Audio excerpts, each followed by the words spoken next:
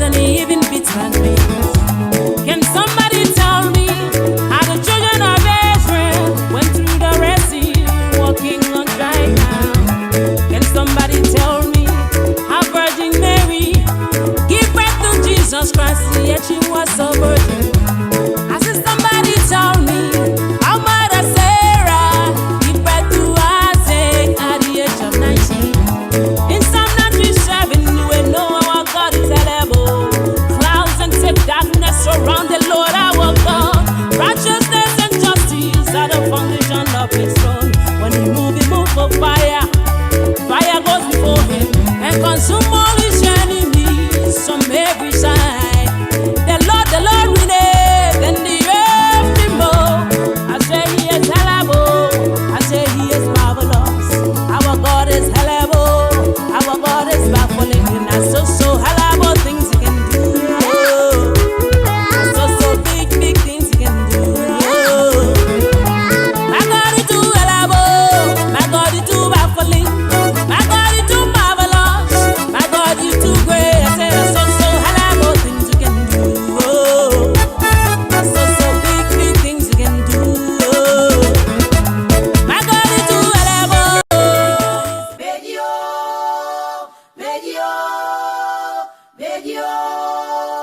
Bedio, muyo kwe abosia.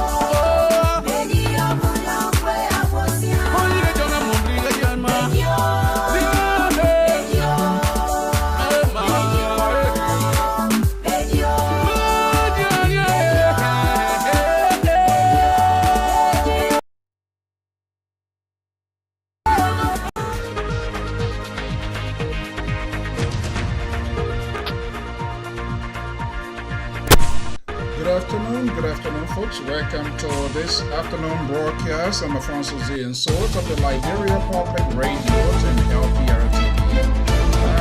Welcome you to this afternoon broadcast. Hopefully you are getting us live and well from the New England Bureau here at Lab is ongoing, so we are still on obligation to bring all this happening right here from the New England Bureau of the Liberia Public Radio and LPR TV.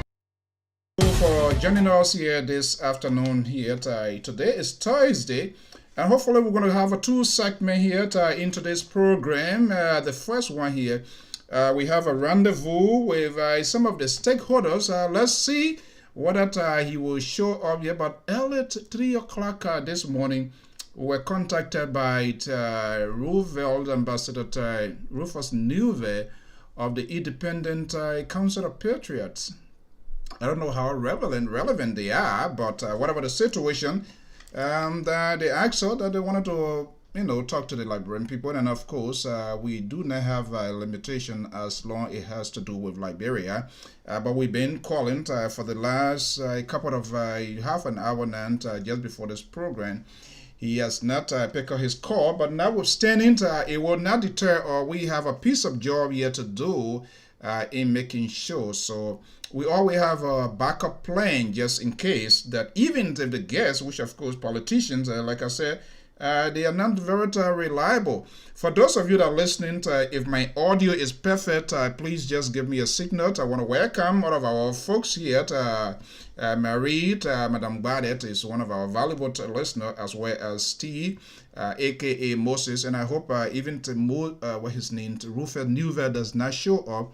I have capable, temperament, and patriotic Liberians who are willing to have a discussion, and that's for which I created another talking point here. While all these distractions are ongoing, and I'm going to be giving my own view, and all of us, we are entitled to have a discussion to see what is happening. And my view, my opinion, even that of yours, is not something that to say is all in is definitive and people must agree with it. No. Remember, we are having a conversation about a sovereign nation, so it is obvious that we are going to have a different view and different background here. So, okay, thank you so much as a station manager to Night Cry Port, always making sure that everything is okay, the audio is perfect. So that's what we're going to be doing. And so I see a lot of distractions is ongoing, and politicians and ordinary Liberians are not keeping focus. And based on my own information and going back to history and see how things works, and I just feel that people are not focusing on it. But interestingly, today there's a lot of discussion ongoing on Capitol Hill following the stimulus or package or plan presented by the President of the Republic of Liberia, Dr. George Weah, which of course I too have my own view and opinion as to why, and some of the unknown questions that I'm waiting for some of our colleagues to even ask, and some lawmaker to put on the floor, it's not happening. But let's see here. Let's give you a little bit highlight of what unfolded on Capitol Hill just a few minutes ago by our lawmakers. These are people that we have elected. Whether you voted for or against, they are already been elected. Stay tuned. We're going to have all of that. Of course, your input will be to require. We're going to display the number. You're going to call in as you will at your own choice. And please subscribe to our YouTube page channel. That will also give you another added advantage. Once we are on, you're going to get that automatic alert as well. Live broadcast is also, for the most part, is also formed on the official website of the Liberia Public Radio and LPR TV. There is, I believe, a video here that we have. I'll try to make sure and get that here as well, of our correspondent outside of Monrovia, in Nimba County, also filing some report. We hope to go to Banga City, Bon County, to also get, and I have said this over and over, our talking point alone cannot just be based in Monrovia.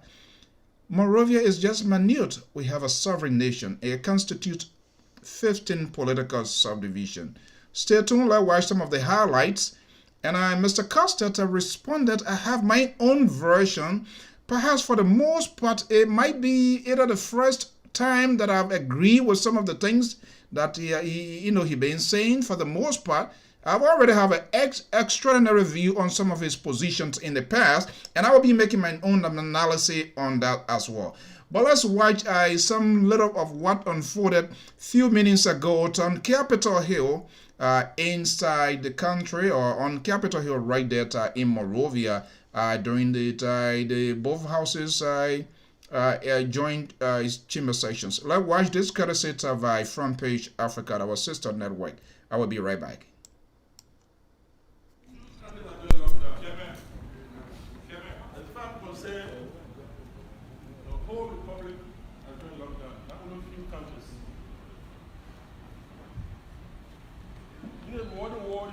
Database and capture all your small business energy. Like if you can pay a little too. But in this case, it was open and the government should pay loan to small businesses. How we classify the small businesses? Do you have a clean code in place for that? I would say no. So you might believe money that they use to pay business loans and other stuff that are getting used to buy more PBD, would get material for the federal hospital and clean around the country. And the government renegotiate with the private banking institutions to either reduce the rate, the interest rate on the foreign creditors, or extend the payment of their own by business people. That would be sense to our people. The second point is that they say you want to use 25 million for food support. You might believe that 75 million will help the Republic of Liberia. Because not few countries are paying quarantine. It's the whole country are paying quarantine right now. So in my mind, that 25 million are being used to purchase more hospital materials, like ammonia, PPD, drugs, that after the crisis, we will have a safe health center we can go and take treatment. When I speak to you, from now on we don't have a single amulet. The mega day of several case a few days ago in Burma, but a guy went there and he had a symptom. And nobody would go to him, nobody had a glove to touch him. I felt a walk, vomiting, and went to a tree track and died. The therapist of called to the team in Monrovia. They now went there and until they buried that fellow. So how many people in contact with him died? So giving food support will not stop the problem. Rather use that 25 million to equip the hospitals around the country. And also relax the curfew or the lockdown. Let's give the Malgumi chance to come and sell their products. You can have the curfew from 11:59 p.m. to 6 o'clock p.m. It will help the movement of people to be their goods to the country to sell. But for me, you divine rest. No matter where the digger, whether I speak to the digger, we receive on time. The problem, there are no gloves. They would need to pay attention to the health center. That after the crisis, we'll have group health facilities and go to for treatment. 1 minute. Thank you, sir.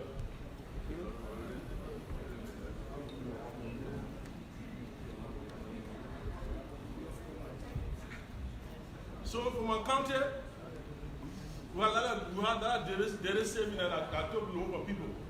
So we don't recapture. So I'll say business loan payment will not help us, but we relax the payment interest and extend the time for loan to pay. I thank you.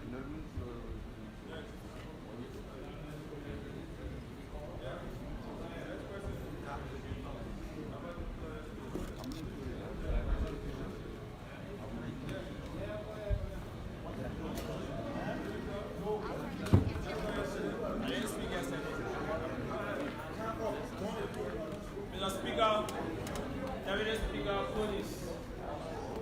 Mr. Speaker, Speaker, thank you very much for the opportunity to come us today to express our view on especially this training issue. Mr. Speaker, let me say to all of us, every member of the 54th legislature is in the know that we are under crisis, and there is, by constitutional requirement, in crisis of such, there should be a state of emergency declared. But let me say, Mr. Speaker, let us go far back. Let us understand, Mr. Speaker, that the health sector some months ago appeared before us and requested for $3 million as when we were in the preventive stage of the corona from entering Liberia. I want to believe that we can still say that the money in question, whether the full amount has been paid. And now we have elevated from the preventive stage to a more robust stage, that is fighting now to eliminate the coronavirus from our country. Mr. Speaker, internal this, as per the Constitution of the Republic of Liberia, reading from 85 up to 88, it gave the President of the Republic of Liberia to declare the state of emergency, and it also gave the legislature to agree or revoke the state of emergency. We are faced with war, Mr. Speaker, and in such time, resources should be directed to said venture. And as you speak, Mr. Speaker, we are filled with a health war, and the health sector should be prioritized.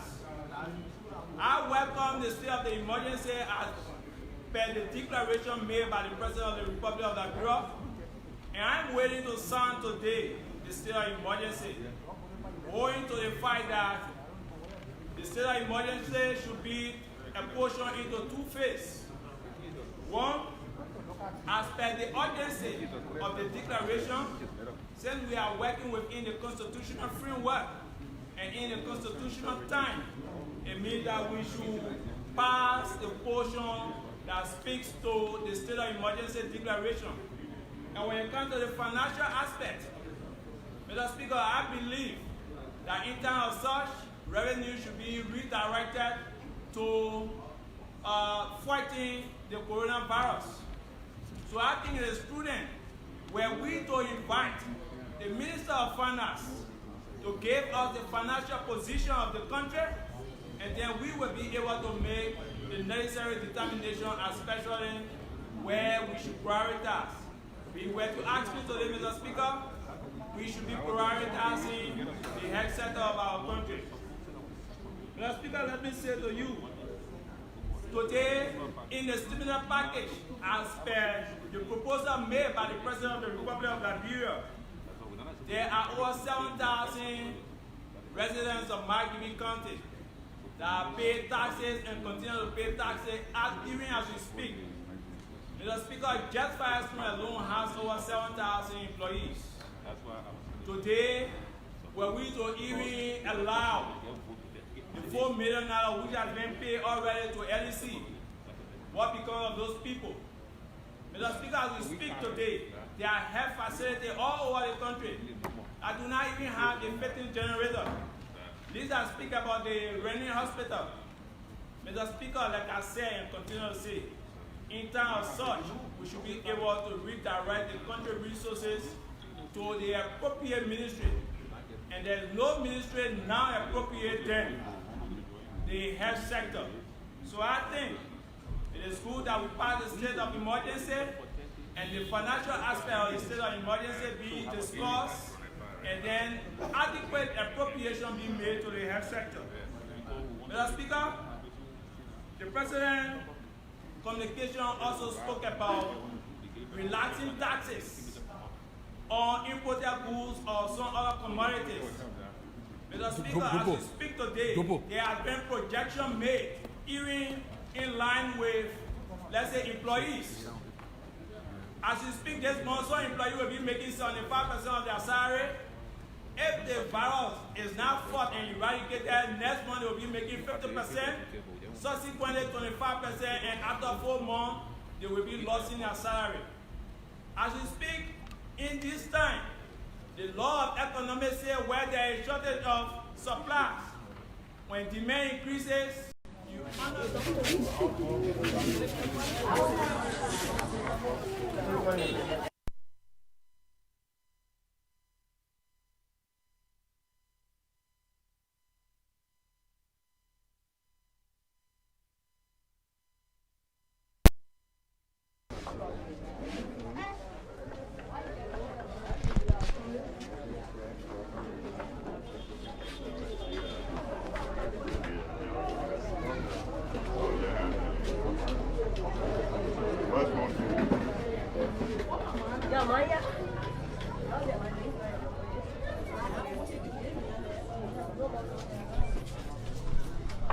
Ladies and gentlemen, good morning. It's a good thing to see all the people from Kirisburg. We see members of the council, law enforcement, elders, the motorcyclists, all represented here this morning.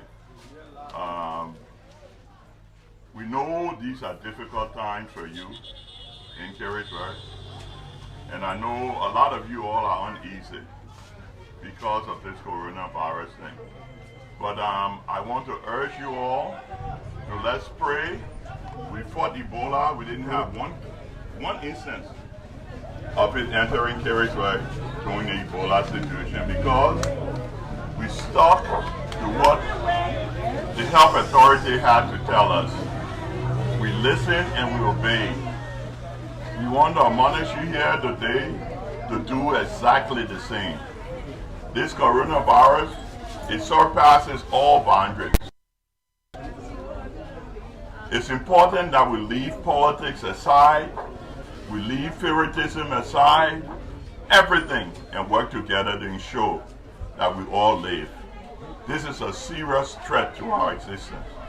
I've come here this morning to present to the Superintendent of Kirisburg Statutory District, which happens to be the oldest statutory district in the Republic of Liberia. So, we come to present to him, and he will forward it to the mayor. My people, you know, I know we've all been trying to do whatever we had to do to ensure that this virus doesn't enter Kirisburg. But we were fortunate yesterday to have received a call from the president, George Manuel, and he asked what was the situation in Kirisburg. I said, well, under the circumstances, we're trying, we're doing all we can, you know, to ensure that Corona doesn't kill our people. And he was generous enough to have informed me that he will immediately dispatch some buckets, chlorides, most important, solar lights, of which you can see. I was utterly surprised at the amount of solar lights, and Thai soap and Clorox. But he was generous enough to do this, and he had asked me to bring it to the city and ensure that it's distributed, that his people can remain safe. He even went further than that. And I want the people of Kirisburg to know, and the world. You see, in politics, at times you got to lay it aside and you got to work for the people. And we're happy that he's doing that. And we also are prepared to reciprocate it, because for me, when it comes to Kirisburg, that's my whole life. Yes. Thank you, Doc. And he also informed me that building for housing in Grand, right after they get through with Grand G, have them right, and we have to locate land, of course. So I leave that to the superintendent and the mayor, and they will be building some local housing. I want to use this thing to tell you, not only Kirisburg City, Mr. President, they got that other. We got Crowville, we got Louisiana, we got they're all in this district. And we don't usually talk for Kirisburg City, although this is our hometown. we talk about Carysburg District. So we want to ask you to look kindly onto these other cities and settlements. We want to announce to you also that we will be going to make sure that these buckets, solar, especially the solar lights, we want to give it to the most needed, the old people and in communities, that the people can be able to see and take care of themselves in this difficult time. My people, I know y'all. This time I beg y'all, do what it was sent for. Yes. So if you do it good, the president might look at us again and send something else. Yes. But here is what little we have to ensure that our people are protected. We want to use this opportunity to thank the government of Liberia through the president for this general gift, and ask that they continue to look on Carysburg, because Carysburg is one of the oldest cities in the Republic of Liberia. In fact, it is the oldest, because Monroe political forefather of Carysburg District. I want to borrow from him. He says Carysburg District is the oldest district, and I must agree with him. And that's why we have to do everything humanly possible to make sure that we keep the district going and developing the district. Having said that, I want to also say thank you for the line. We should go to those places, the people that need it the most, and those are the places that we're going to target. So the COP is going to do something else, right? So you're going to see that. And we're not putting our names on the rice. We're not putting our names on the bags. We're just going to go and help our people. You know, the other day I heard Boino, we actually called the show. She called into the show and she was complaining. A budget shortfall of $32 million, which I think is conservative. That number is very, very low. I think the budget shortfall is going to be significantly higher than $32 million. The coronavirus thing, don't forget, we are only, the budget year started, this new budget ends June. I think July is when this budget. So we are in the third quarter, and then we can generate a lot of savings from slicing and dicing, and then we can redirect those savings to food interventions. We can redirect those savings to pay off loans for business people, which is another cumbersome task, which, if not done carefully and transparently, could be subjected to a huge amount of theft and corruption. So the first thing I have with the president's proposal is that that's what will happen. So the president needs to first tell us what he's doing about PPEs, what he's doing about, that's it, eat and die. Your priorities are freaking messed up. Now there's this thing with 25 million. What's the fascination? The last time we had a $25 million intervention in a monetary market, we ended up with meant for his hometown, a town in which Bernard Ure is an eminent son. And the president wanted to send donations there. And look, I'm not going to sit here and say, I don't know what people are saying. I know what people are saying. Lots of people have personally reached out to me to register their disapproval of Carysburg. The most eminent son of Carysburg is Bernard Ure. You see? You got to understand it. So you're not in Bernard's shoes. Now, Bernard did not receive things from WIA to donate to Todi. He did not receive things from WIA to donate to Bentor. Bensonway. The Congo man said Bensonway. No. He received things that were sent for Carysburg. I get it. I get how you feel. Many of you have reached out to me. You've registered your concerns. I get it. But then there is a unique aspect to it.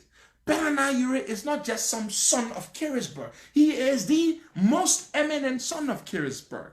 The president didn't have to call Bernard to say, I'm sending things there. Now, you see, the reason why I support Mr. Cummings for writing George Weah a letter and saying, we want to be involved. So should you all say it was wrong for Mr. Cummings to write George Weah to say we want to be involved as part of the coronavirus fight? No, you cannot say that. I think Mr. Cummings, I think the president owes the opposition. In fact, I'm going to say here, Mr. Cummings writing George Weah, asking to be involved. And Mr. Cummings didn't write a letter as head of the CPP. He didn't write it as CPP. He wrote it as head of the ANC in his individual capacity. What makes that any different from what Benani Yure did? Now, I don't agree with Benani Yure all the time. Y'all know this very, very well. He's my old man, but I don't agree with him all the time. But on this particular issue, I think we've got better issues to be talking about. I think what Mr. Yure exhibited was a degree of maturity. That doesn't mean all of a sudden Mr. Yure now agrees with everything that we does. No. But Carisburg is our hometown. If somebody says something to my hometown, somebody that I don't agree with, but send it to my hometown to benefit my people. I'm from Carisburg. I'm one of the most prominent sons of Carisburg. Yes, I will say it. I am one of the most prominent sons of Carisburg. I may be one of the youngest, but I'm certainly one of the most prominent sons. So it means that we have to do something for my people.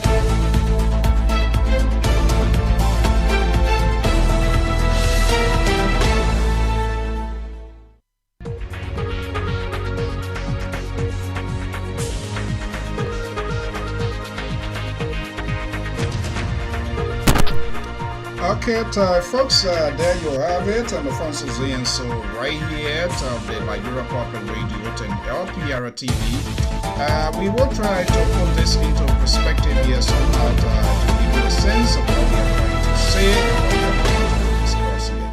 Thank you for joining us here this, whatever you are this morning, afternoon, your time, and I'm here to this here. Okay.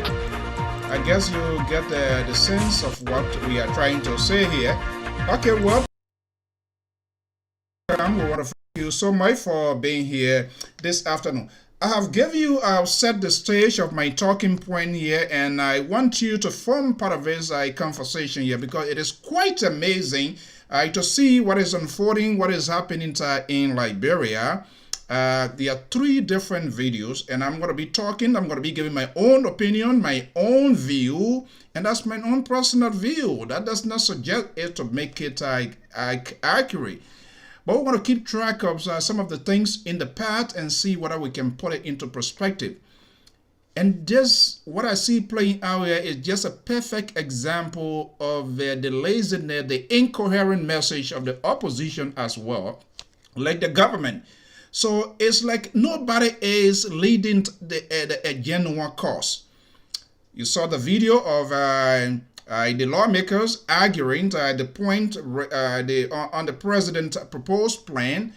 You saw the Benani Yure oppositions of the ALP presenting donations from the president.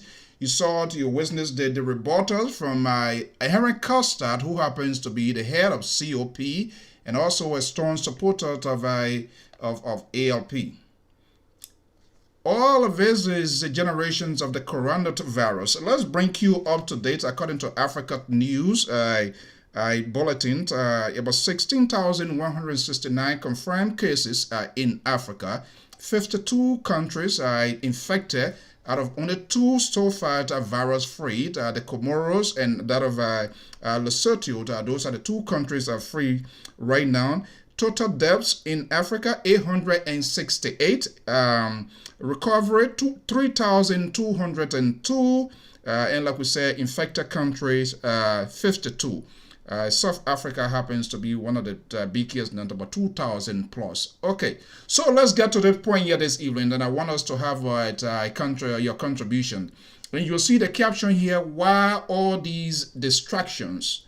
And it is coming from both the government, the opposition, ordinary Liberians. People are not keeping focus. People lose sight of the real things to be discussed. And we're going to be taking this step by step, because Saturday morning I'm going to be right back here with somebody that dealt with similar case before. I had a chance to interview him. Is Dr. Tobert Nyenswa. He is now the head research associate at the Johns Hopkins. He's currently in the USA, former assistant minister and former head of the Institute of Public Health. We are extending an invitation to we're going to be having here. But let's take it step by step. I yet to see and I find out the questions, the legitimate questions to be asked. Well, some are gradually coming, and I think we have been a little bit going over the edge here to drawing the complete conclusion of our lawmakers. Some of them, it is true, some of them are cuckoo heads, but at least some of them are making points, some of them are putting out a legitimate argument. And what I thought in this time like this, and when you have a group of oppositions who are questioning for state power, there must be a coherent message, even if they are from different political parties and representing different county as senators or representative of these constituencies. They must be able to have a coherent message that sends a message to the nation that the oppositions they are up for the test. But if you look at most of these things, and outside of their even the hearings interview, they have been proposing some sort of individualistic idea that is not that much in the interest of the country. And they are not even asking the question. Perhaps that have happened, but for the most part, things that I've seen, I have not seen that. And I keep pondering what the heck is going on, because there must be a question that has to be asked in plenary that's presided over the speaker. I am concerned. How was this $25 million was derived? Who have ever asked that question? I am concerned as to how that $25 million was derived. I do know, and you know, there is a presidential task force committee set up, headed by Madam Mary Braw and Finabodo, which of course I'm not a fan of Finabodo, because that is a clause over the transparency of the process.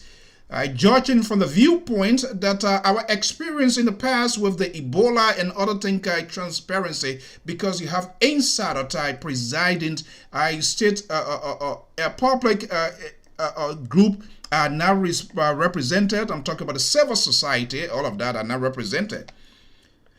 What was the benchmark used by the Ministry of Information? Can these lawmakers, and I see distractions of Benana Ure giving this and all of those sort of nonsense, it doesn't make sense. I'm going to come to that. But I want to know the benchmark that was used by the Ministry of Planning and Economic Development.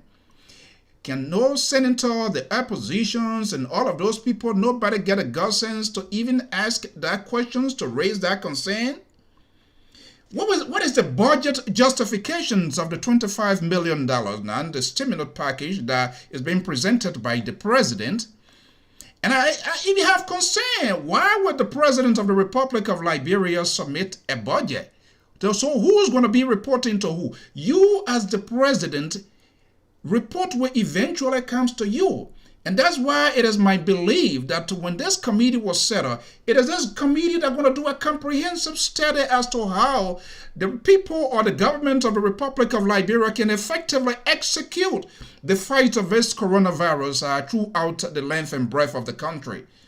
So the ideas of few counties being selected with their own judgment as to say that they are hotspot or they are the ones that are infected right now, that is a short-term goal approach by this government. First of all, it's wrong. No government does that. It is inappropriate.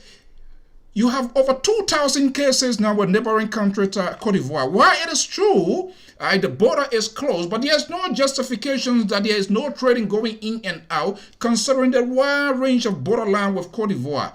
Guinea is on the other end. But these lawmakers and these oppositions who are so anxious and want to take state power, they are not far-sighted to begin to ask critical questions about this budget. But what they are pondering not so much is whether Benana Ure gave a ration, the president called on.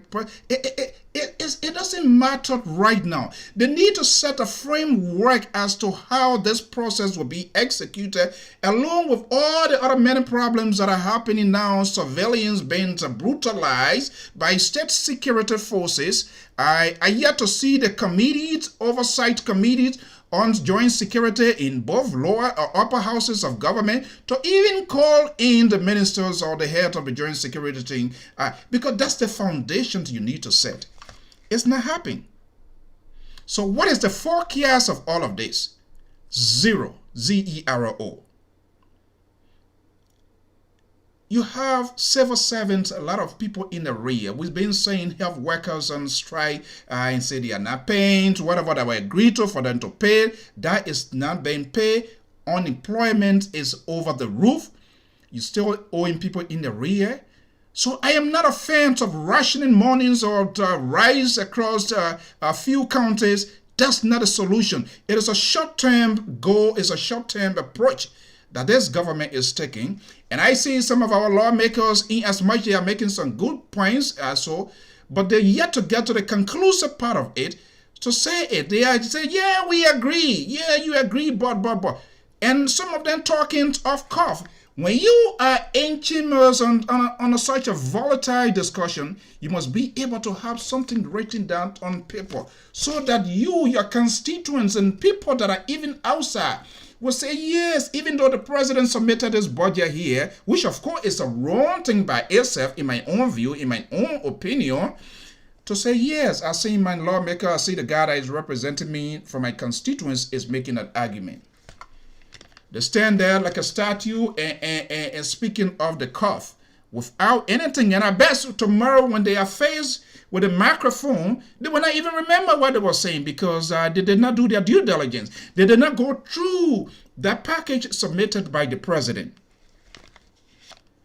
25 million for the country is a chicken change. Can't you get that? You don't understand? That's why everybody whining and acting like a little chihuahua all over the place here and think it's a big money. Millions of dollars went in missing. What happened to it? Zero, breeze.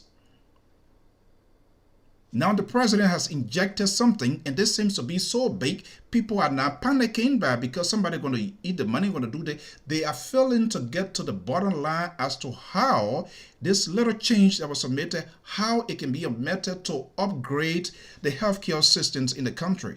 There are a lot of things still left out there, not even to raising that concern. Recently, I listened to Dr. Keter, who is the Chief Medical Officer of the Republic of Liberia. If my memory can serve me right, we have less than 3 ventilators in the country at this point in time. What happens when we reach a situation of desperation to where people will start having some breathing problems? What becomes of that? Are these lawmakers wondering or asking or trying to find out in this budget what happens or what going to be the portions of these rest of the 14 or 13 political subdivision? What is the plan? How many testing centers do we have in Moserado, first and foremost, Mount Gibby, that is considered as a hotspot? How many testing centers do we have now?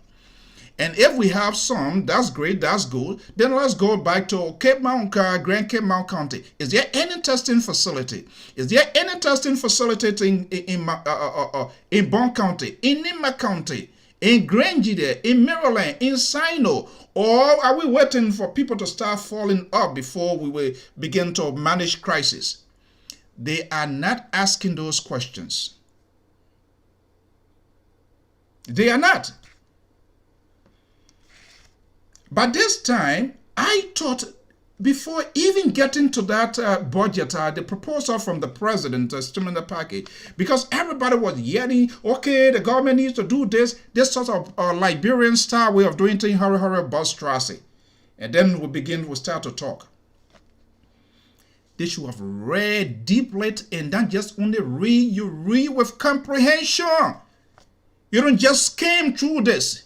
It's a very long dossier that from the executive mansion. So, folks, let somebody talk to me. What is the essence of the committee that was appointed by the president? When will we start hearing briefing from this committee in terms of their strategy they're going to be putting in place? Oh, so are you not aware that Mary Bro and Finabono are head of this committee? Because I remember when I talked to Toba Nyenswat the last time during the Ebola crisis, when he was appointed by President Helen Johnson Sirleaf, he presided over the issue. And he was the one that was providing the briefing. Not you, G. Fagon, at the Ministry of Information. This is hard responsibility. People lose sight of their job description. You have Mary Bro, who is the head of the task force. If I'm going wrong here, let somebody text that and let somebody write that for me. Yes, that's what we saw in our recent post from the executive mansion. Mary Bro is the head of this committee. Finabono is the compliance officer. It means any logistics or equipment are going to be coming. it is on her purview to dispatch to send them in those various counties or towns or villages. Where are they? When will they talk? When will we hear from them their strategy as to how they can execute? Or just go to the Ministry of Information, Eugene Fagon, Dr. Musuka Fala, Health Minister, you need to do this, and people still putting together, but yet you have pickups and all clusters with security personnel that are not even observing the social distances. The social distancing, they are not even observing that. So why the lawmakers, why are they not asking those questions? So what is the essence of this committee? How long are they committed since they were appointed? How long? Pretty close to over a week. What is the strategy? What is the package? I thought some lawmaker, men or women who have raised their voice to say, oh, Mr. Speaker, Mr. Presiding Officer, it is time we receive this package here. We want to know this package from the president. Is that the package by the committee appointed by the president? Nobody have that common sense to ask? So will you have not asked then? If anything goes wrong tomorrow, will you go back to that committee or will you face this president? You can't. You're discussing. We do not know. It is unclear. It came from the executive mansion, but is that the author? Is that the proposal by this committee to the president, to the lawmaker? So what sort of method that is being used as to how 25 million will be sufficient, or we want to do it pieces by pieces after, and then later on we come back and start talking and say, okay, 25 million is small. So who's getting who is not getting what? Musuka Falat, the Public Health Institute, is not telling us anything. The Minister of Health, Dr. Jala, the man of Jala, is not telling us anything. When last did you hear during their briefings of reports coming from Grand Crew, River G, Maryland, Sino, Grand G, Lofa, bombing and all of that? Everything is all about Moravia. Everything is all about Moravia. I understand Moravia is a political seat. I cannot dispute that. It is a fact. But also bear in mind, Moravia is not the Republic of Liberia. So, so people are telling me we are leaving these other people vulnerable, they on their own. Until that when they are strike, then we come. And not even the opposition, they are not even, some of them are not making that case, or even if they are doing it, they are not doing it aggressively. Let me just come and make a accommodation here of other people who wants to make a contribution here. Maybe I'm talking here too much here. Hello, caller, are you there? Caller, are you there? Hello? Hold on 1 second. I'm not sure what's going on with you. Caller, are you there?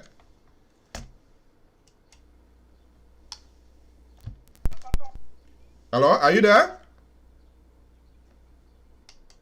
Hello? Okay, let me adjust the volume here. Hopefully, I'm not sure what's the deal here. I hope coronavirus not go in my system, which of course it can. Okay, let me call you back and see. All right, let me hold. Hello? Hello, Christopher, are you there? All right, folks, give me a little break here. Let me do some little bit technical work here. Hopefully, it will be in our favor here. But in the meantime, let me take a quick break here for our current advertisement, and I will be right back. Social distancing is key to stopping the spread of COVID-19. Even at home, during these difficult times, please observe it.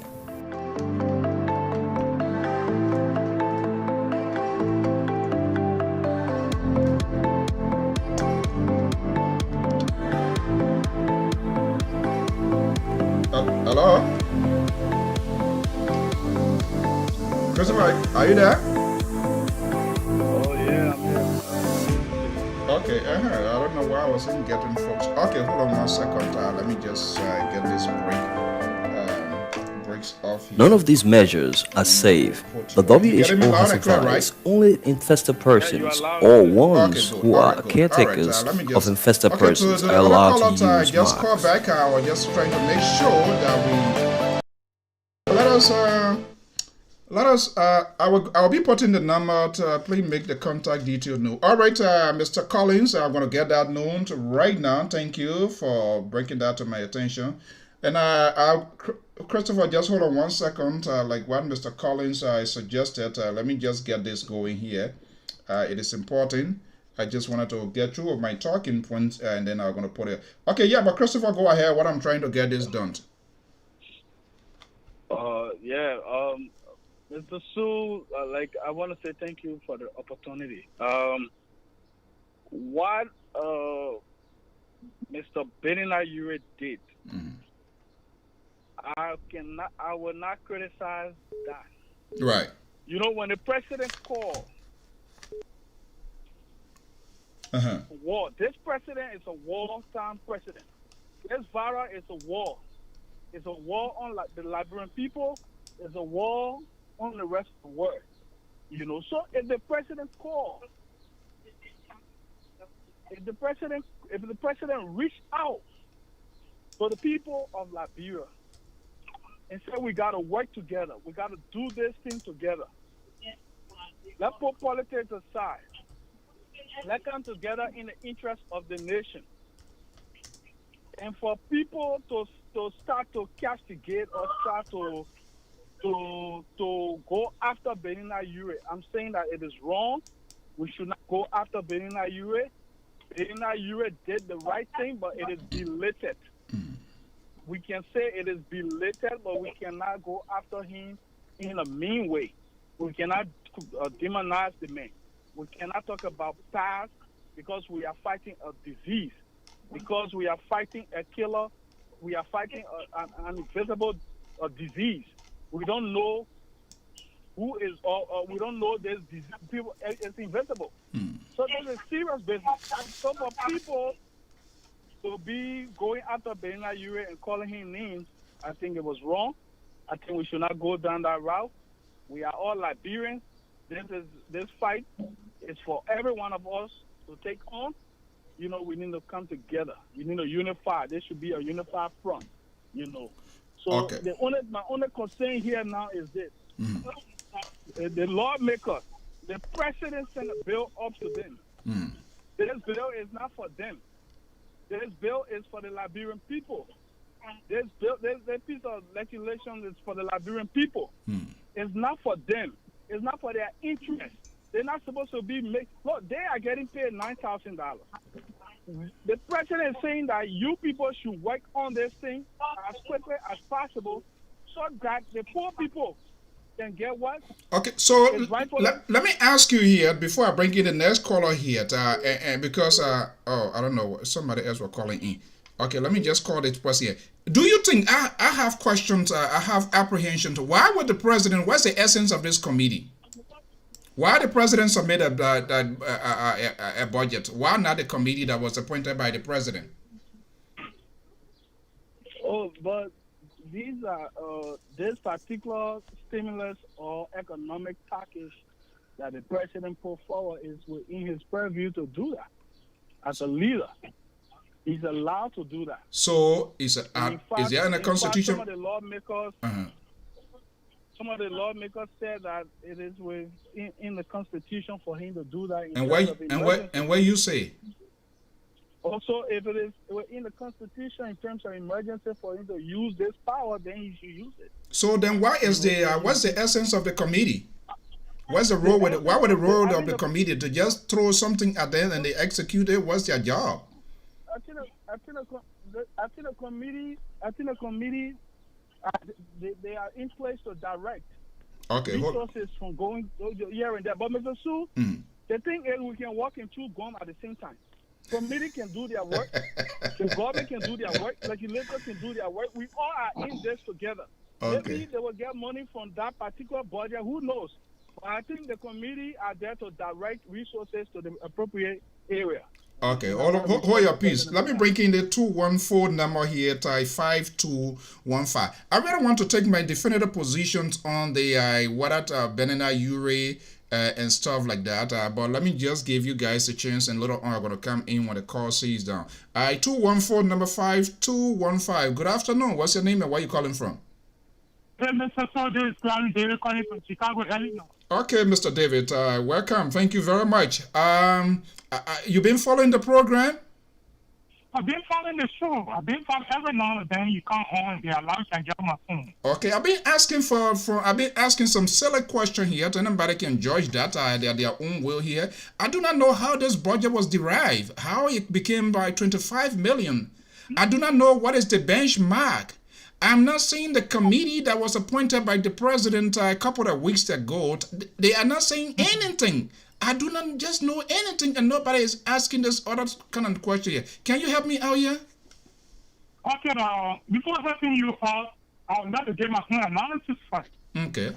What's happening? I'm looking at the committee set up by the president. I'm looking at the budget submitted to the legislature a few days ago. But my concern on the whole something, they have a thing that says you can apply the old map, you can apply the new map on the old map. We went in the 5-hour break of the Ebola when Ebola broke out in Liberia. We were in the system. We sacrificed our life when people. You were in Liberia at the time? I was in Liberia. I left from Liberia 2017 and got here. Okay. Okay. We were in the system, and when the health worker people are not winning, we went in the area we work from the start to the end. But what we observe at the end of the day, after we did all the dirty work, people at the Ministry of Health, the benefit of one health organization, even MSF, because we were ERW, Ewa too. We were ERW. The Chinese unit, all the money that they have for the health worker that top back in the program, the Ministry of Health sees the money.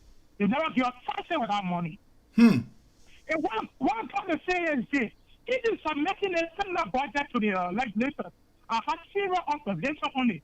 My observation on this, if that money with that money benefit the entire Liberia, or will it be for the people in Maserado and Mankipi? That's the question I'm asking. That's the question, because I see it as a short-term approach, and that's not a good workable strategy.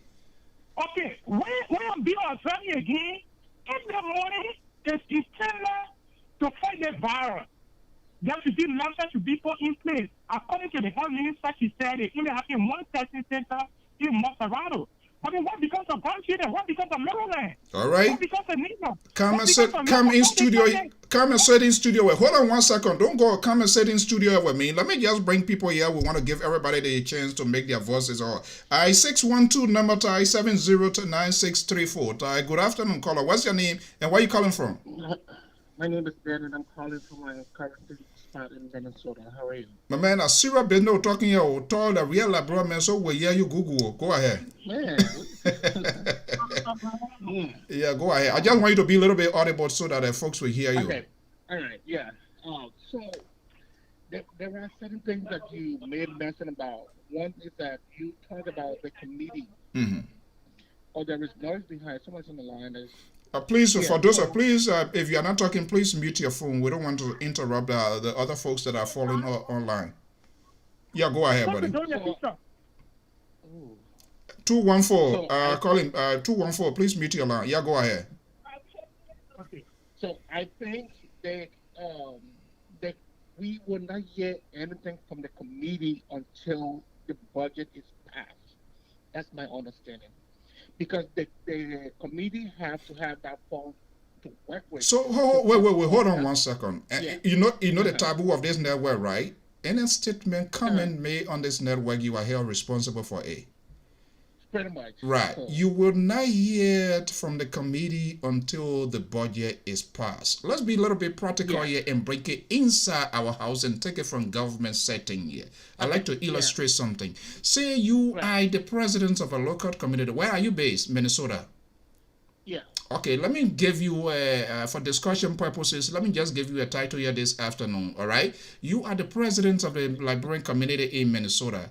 And there is something going on, and the administration submit a budget, right, to the board of directors. So in that case, if the budget is submitted, don't you think the board of directors can summon the administration to defend their budget? Or Of whatever course, committee but, that's going to be there? Let's say yeah, you but appointed a Mr. committee. Soul, Before that, you will discuss as yeah, administration because you appointed them. So all of you got to have one accord, but then when they go to the board, that's the committee will be responsible. I need this, maybe $10,000. The president asking for, and we want to use this $10,000 for X, Y, Z. That's the justifications right. of the money. Why is Yeah, it? but So why are they doing it the other way around? yeah, now, Mr. Soul, so the reason why the committee cannot come up in my own understanding is that, let's say you call the committee up, and the committee came up and then say, but for all of this process, we will need X, Y, Z. All right, and they put forth their budget. Now, because the committee budget is contingent based upon what is approved by the Senate. So they cannot come out now with anything that we'll be doing right now. Will have to wait until they get So the approval. Yeah. okay, it's 25. Let's divide 25 by 2. If the Senate, because you did not come forward to justify why I should give you the 25 million. There must be a reason. I'm gonna get a sense of how this figure was, why it was in 30 million, why it was in 50 million, why it was in 100 million. We are talking about a sovereign nation combating the pandemic that is causing trillions of lives and things. And you said 25. Okay. I want to know how you arrive at that 25. That's not a justification for me to have it approved, and then you come back to me later on, oh, I left Sano out, or I left out Grange there. Is that a workable plan? Mr. Soul, I am fierce critic of this government, but I don't want to put the burden right now on that committee head. That question is for the government. Where the committee come from? Who constituted a committee? So now this committee is a subcommittee that were established by the government. So this committee cannot make any plans. Where is the hair government? Look, let me make you the government of Liberia here to get a sense, because we're calling those people and they don't want to come. So maybe they are avoiding some of these critical and tough questions that you and I and ordinary Liberian needs to know about. No, Mr. Soul, let me just move on to something else fast. Okay, go ahead. I wish you were the Minister of Health and Social Welfare or Dr. Musuka Fala that we've been inviting and they can't come here. So I'm not going to put you on firing squad for that. Go ahead. What's your next argument? So this government is a very, very bad government. But that being said, look at some of the faults that when you listen to the president, when you read the president message that he sent, he was very clear. He was very clear in a letter. He is taking only 3 counties. The letters to the aid, that was those 3 surrounding counties, is the one that he is more concerned of. Now, when you listen to those guys who we call representatives, nobody is asking the real question: where the money, where is this money coming from? How did this justify those 3 counties? What is so then, hold on. Now, why you can't agree with me? You want to be in 2 places at the same time. You said no, let the budget approve. You're not asking. I'm at the same question I'm asking. So that's the same question you're asking, which is good. Is of getting ahead of the game. So why you want to pivot on the other side? No, because the committee is a subcommittee from the government. So look, the only time I will start dealing with the committee when the budget is passed from both houses, and let's say the House says, look, Mr. President, we can't give you 25 million. We're not going to give you 5 million, and then when they appropriate money to that committee, now at that time we want to know how this committee is going to use that money.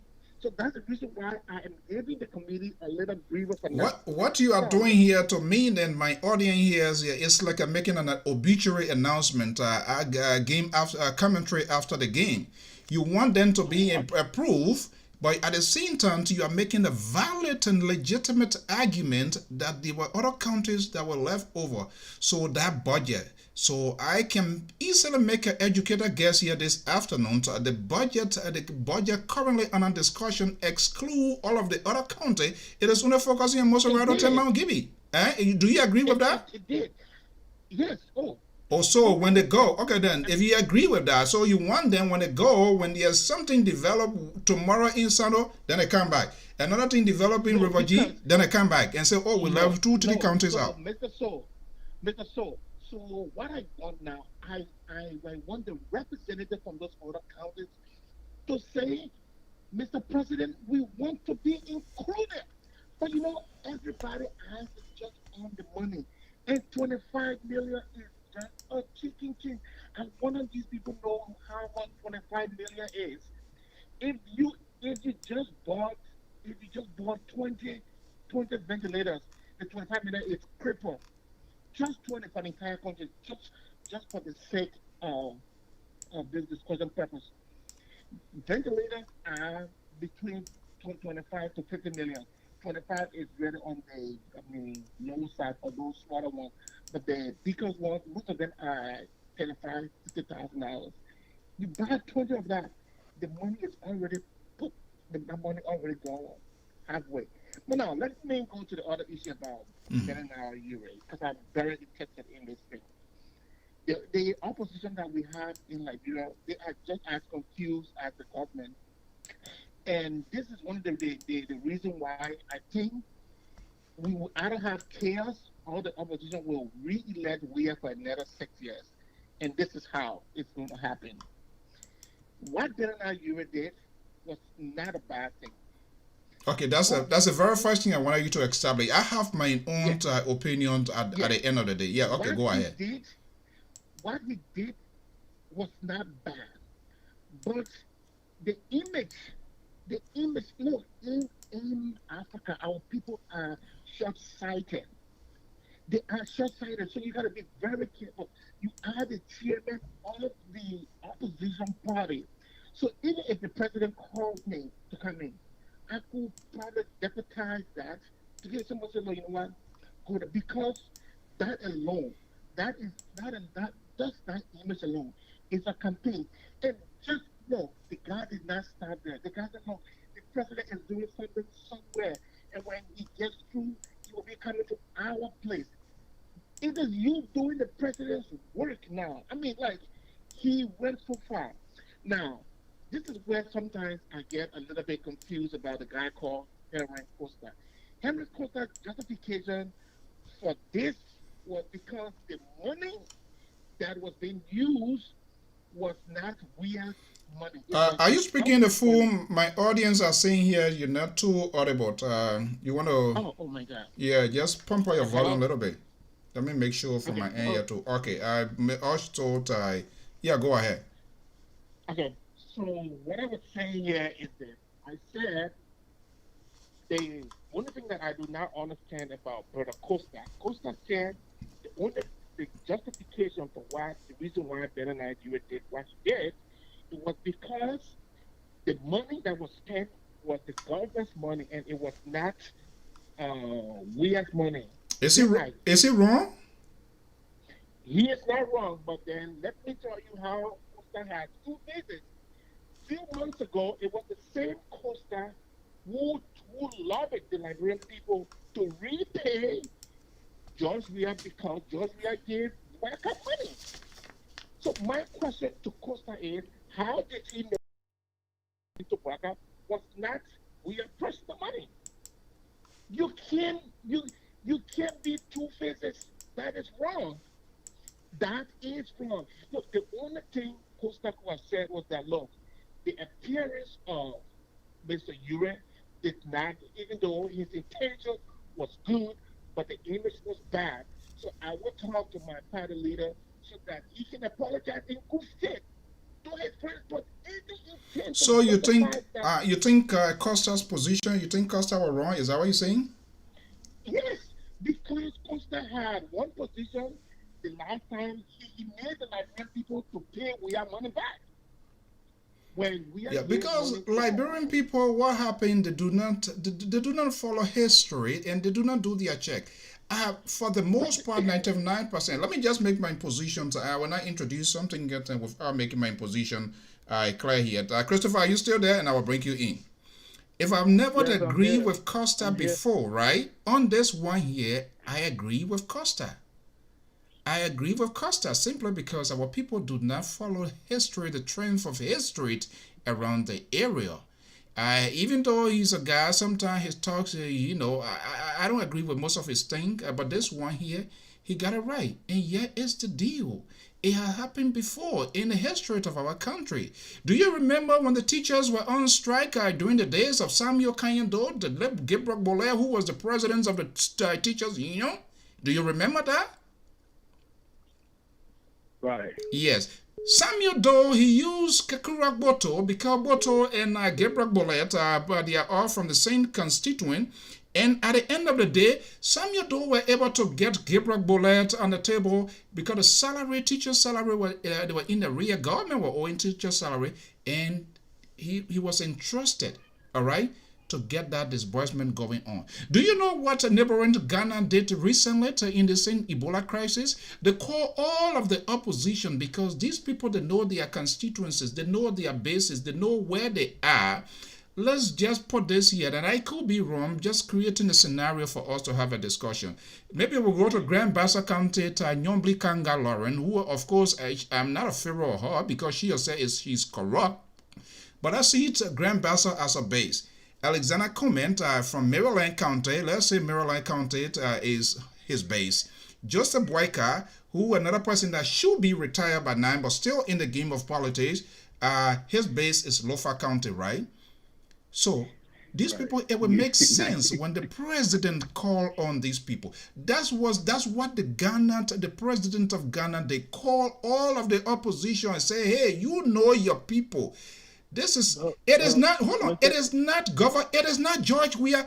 You guys are the one that are causing George Weah to do what he's doing. The money being dispensed there by the government of Liberia, it is you, myself, and all of those people's money. So giving it to those people and go and find your own people who are in desperation, you can better identify with them. Go and carry this delivery. So will you see that as a personal cash from George Weah pocket? Of course, it is not. But what George Weah has done, it is a clever political manipulation, and the opposition, because they are not far-sighted, they are getting into the trap. We're seeing the bitterness, the beggarings war thrown by both the ALP and ANC is again on the rise in the last time around. Wait a minute. Don't you know that Benana Uri's wife is the sister of the advisor to the president, Charles Bright? You don't know that? Is that your first time hearing that? So do you know that? You think that they are not talking? Of course they are. So what is the deal here? The opposition point here, they must focus on these big things here. The transparency that will be in the process of executing how this 25 million will be managed. They're supposed to be arguing why Finabono is presiding, somebody who is an aide to the president, and they are not having civil society incorporated in this. Where is the transparency? That should be the argument of the opposition. But they are lazy and weak like the government. So now, George, we are reaching out to Benana Ure. It's not a big thing. It's insignificant. I want to know how this money will be disbursed. I want to know how this amount was derived. I want to know what becomes of the other counties. I want to know how the civil servants, the nicest that was complaining the other day, they should be paid instead of rationing money or rights to a few people, and then when something is developing in another county, then we'll come back to the drawing board. Why are you guys not arguing those sort of points? Well, Mr. Sue, thank you for your great deliberation, but I must respectfully disagree with you. I don't think lawmakers should be getting paid for work they haven't done. I'm not talking about winemaker. I'm talking about employees. I'm talking about because state. I'm not talking about the law. I don't care if those people they get enough. because today some lawmakers were arguing that they should get paid 3 months in advance. I think that's wrong. That nonsense. That nonsense. I think That's the same thing. They are all about themselves. That's some of the problem we are talking about. They are not even thinking about. There were only a few people who were speaking. That teachers and nurses and things. They're supposed to know what would be the benefit. You heard one of the caller who said was part of the Ebola. At the end of the day, there was nothing given to those people. So you're leaving your family at home and stuff, and you're going. At the end of the day, when you are infected or something happening, there is nothing. Nothing is allocated in that. This president is different from Helen Johnson Sirleaf in terms of Ebola money missing and this and that or misappropriation compared to President Weah, because nothing has happened yet. We don't have no evidence of any crime being committed. But Mr. Sue, look, I felt offended today when some of these lawmakers were asking for 3 months. 3 months they should be paid in advance for work they haven't done. People should work before they get paid. This package is a good package. This president is a wartime president. This virus is a war on Liberia. So it should be executed any kind of way? I'm saying for these people to be playing ball with their life. I mean, why would they be doing that? These lawmakers trying to put their own pork barrel, bunch of pork into this legislation. They're trying to say my country must benefit. Your country is not a high hit area. Your country must benefit. This is not a country development fund. So wait now, Christopher. So Christopher, wait a minute. Are you saying that they shouldn't? Why do you think they were elected? I said that they should. This particular bill, this particular piece of legislation is for the people who are suffering right now. So who are the people? What is the identity of those people? How can we establish the identity of those people? We're saying that we ask Liberian people to stay home. They are cooperating. Liberian people have respectfully cooperated with their government and they are staying home. I agree. This piece of bill, this bill is for them. It's not for the lawmakers to be advocating for their county development funds. Okay, hold on 1 second here. Let me see here. Let me get a call. Hold on 1 second. Let me get a caller here. Okay, hold on. Christopher, hold on. I will still bring you back. Let me bring in the caller here from UK. UK, are you there? All right. Yes, I'm here, sir. Christopher, I'll bring you back. I just seen you calling for a long distance. Let me just give you the chance. Stay on the line. Good afternoon or good evening, caller. What's your name? Where are you calling from? This is Alexander Clark Collins, calling from the United Kingdom. Mr. Collins, how are you today? Oh, just thank God, man. And thank you for bringing me on your show. Really, are you been following the show? I like, you're a French speaker. I like the way you do your stuff, really.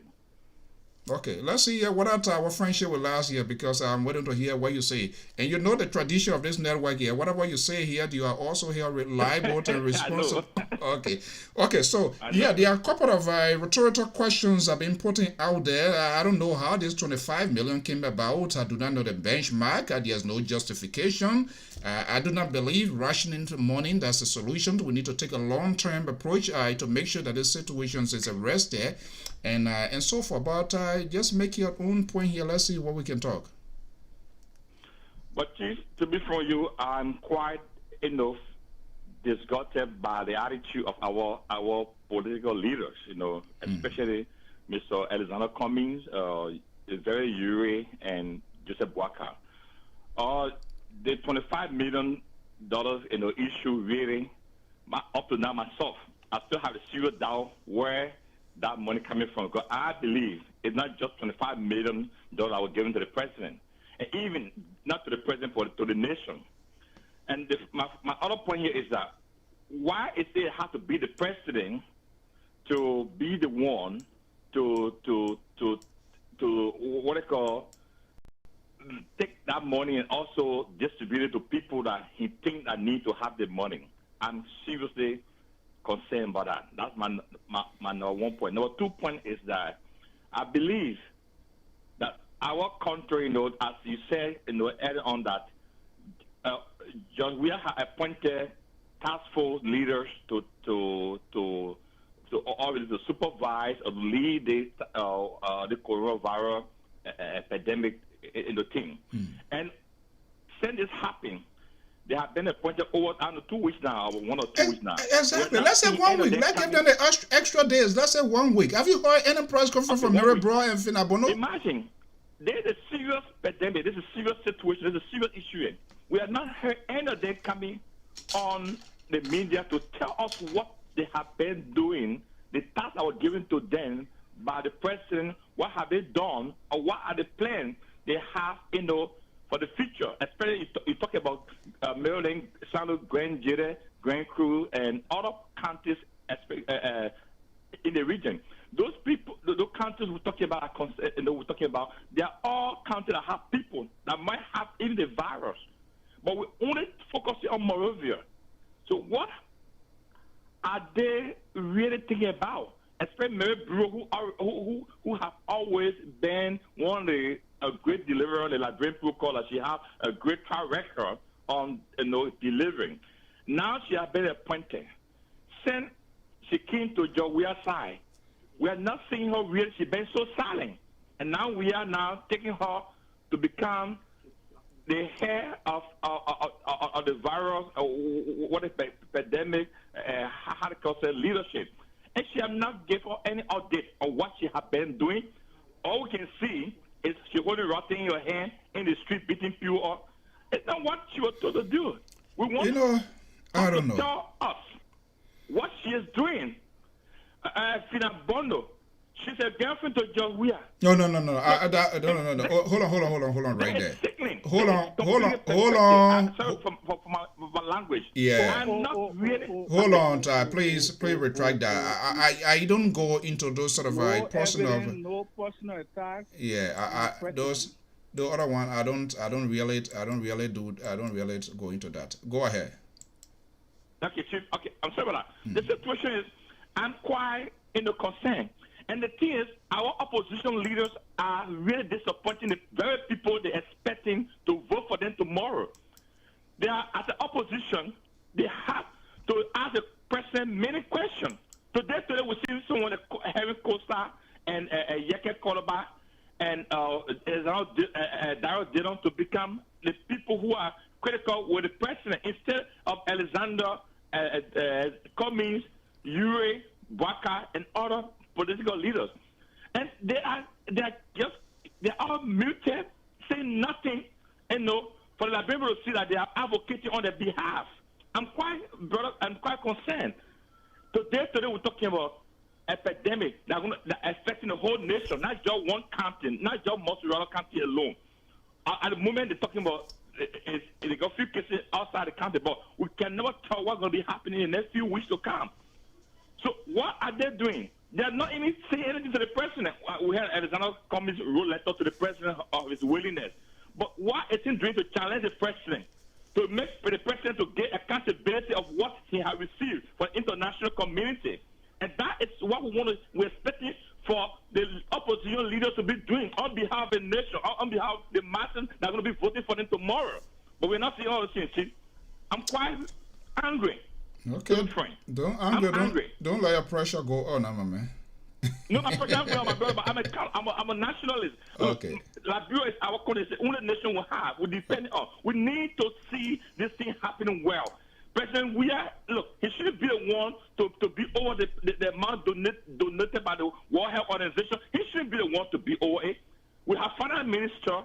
We have other ministerial positions that should be heading this thing and be making report to the Liberian people.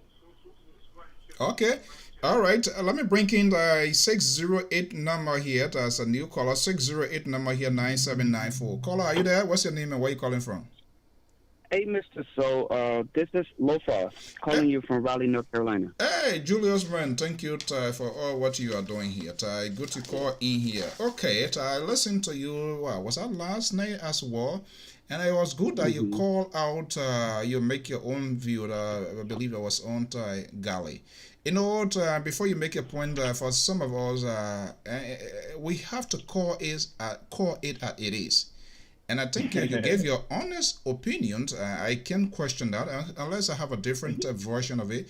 But people, there are certain names, when there are certain things involved in certain things, they back off because they are afraid so that they can come after them. But go ahead and make your point. Mr. So, the day I decided to partake in Liberian politics, or even public communication, the expectation is I will go through the needed criticism, the scrutiny, and so I think I kind of embrace it as it comes through. And having to deal with our Liberians, of course, they will always, if you don't say it their way, they will label you as something else. Right. So I mean, I expect it at every time, like when with the opposition, and not to contradict or to deviate from the discussion topic here, where the opposition will sometimes refer to me as being an undercover sedition, and the sedition, like Christopher and other people will refer to me as being an opposition and me not loving Liberia, and some of them even say I'm not a Liberian, and whatever they want to say. But you know what? In due time, we will see the reality, and hopefully God will give all of us long life to see what we all want, because it's not to worship an individual, but to make sure that the truth surfaces and benefits the nation as a whole. And that is what some of us will fight for. And when we see the truth, we will say the truth, whether or not you hate me or you like me. At the end of the day, I'm here to spit out the truth and nothing less than the truth. Okay. Now, back to your discussion topic. You're asking, or you're speaking about Henry Costa's position. Let's be sincere here. We cannot continue to confuse the individual, or the people out there, the citizens who sit out there and say, we look out to an individual to serve as a hero or as an hero. All right, Henry Costa, about what's his name? Henry Costa. They refer to him as Henry Costa's father. I don't know the relationship between them, but the guy who accepted the buckets from President Weah. Yeah, Banana Ure. Out here, Mr. Banana Ure. Thank you. That today you don't know Ure? Christopher, don't start trouble yet, please. Christopher, if I knew Ure, even if Ure was my dad, I would be very, very excited to state his name. But as I'm a human, okay, I do forget, just like anybody will forget my name. Sometimes you will go on other podcasts. Lofa, this guy trying to make you to lose your train of thought. Yeah, exactly. My train of thought. He's trying to make me lose my train of thought. But you know what? Again, it's Christopher, the typical sedition. It's okay. But what I'm trying to say here is, Benana Ure having to work along with President Weah, it's not a bad idea to say, okay, we will accept what is being provided. This is a government fund. It's not an individual. This is not President Weah's money. Right. But where I found on, or what I found on here is Henry Costa's position, where he continued to confuse the innocent people who look up to him for either leadership or to serve as that hero they expect him to be. All right? Henry Costa, yesterday, you accepted $5,000 from President Weah. All right? Right. You accepted $5,000. Yeah, you accepted $5,000 from President Weah. You said that was for service provided to the government. Today, Henry Costa, you hate President Weah guts, that you even admitted to the fact that you wish something bad upon President Weah. The same today, without the day even ending, you sat on the very same platform and then tell our people the idea of working. How can you sit and say your political leader having to work along with somebody you hate was a good idea? This is a person you hate so dearly that you can't even. Oh, by the way, may I remind you, this person who can't gesture at one point in time, you decided to lobby with other people to pay back because they spoke of it publicly to the former vice president. Mr. So let us be real here. Let us not buy into this political shenanigans and all of these things here. I don't want to get personal with this. Is not about Henry Costa, but the nation as a whole. I just point out few things that our people need to be cognizant of. We cannot sit here and allow few handful of people to continue to confuse the majority of the people under the pretense that they're advocating for the masses. This is not fair. I come here, Lofa. You People, for either those be of you with that are the talking people on there, please, or I don't want to against the call you off. Okay. Somebody talk in this group that caught. Okay, Yeah, somebody talking in the back. I gotta cut people off. Go ahead. So right, and then here now we get back to the issue of our lawbreakers, whom I continue. I will always refer to them as lawbreakers until they can prove themselves to be lawmakers. All right, our lawbreakers. I made a post yesterday, and everybody commenting on it. You're right. You know what? I said this from the get-go. After listening to the deliberation of almost all of those guys, 98% of them, their focus were only on the money, not the process and procedures or how things are implemented. No. Not a single one of them came to the table to say, you know what was suggested by the president, I mean, that is a good idea, but these are things that we can tweak a little bit. We can amend certain aspects of it. Their focus were only on the money. At the end of the night, they started to fight among themselves. Look what's happening today. They are all asking for 3 months or whatever. I don't know how many of them are asking to get paid in advance. They are lying to the people. Is that why Yombli Kanka asked for them to get paid?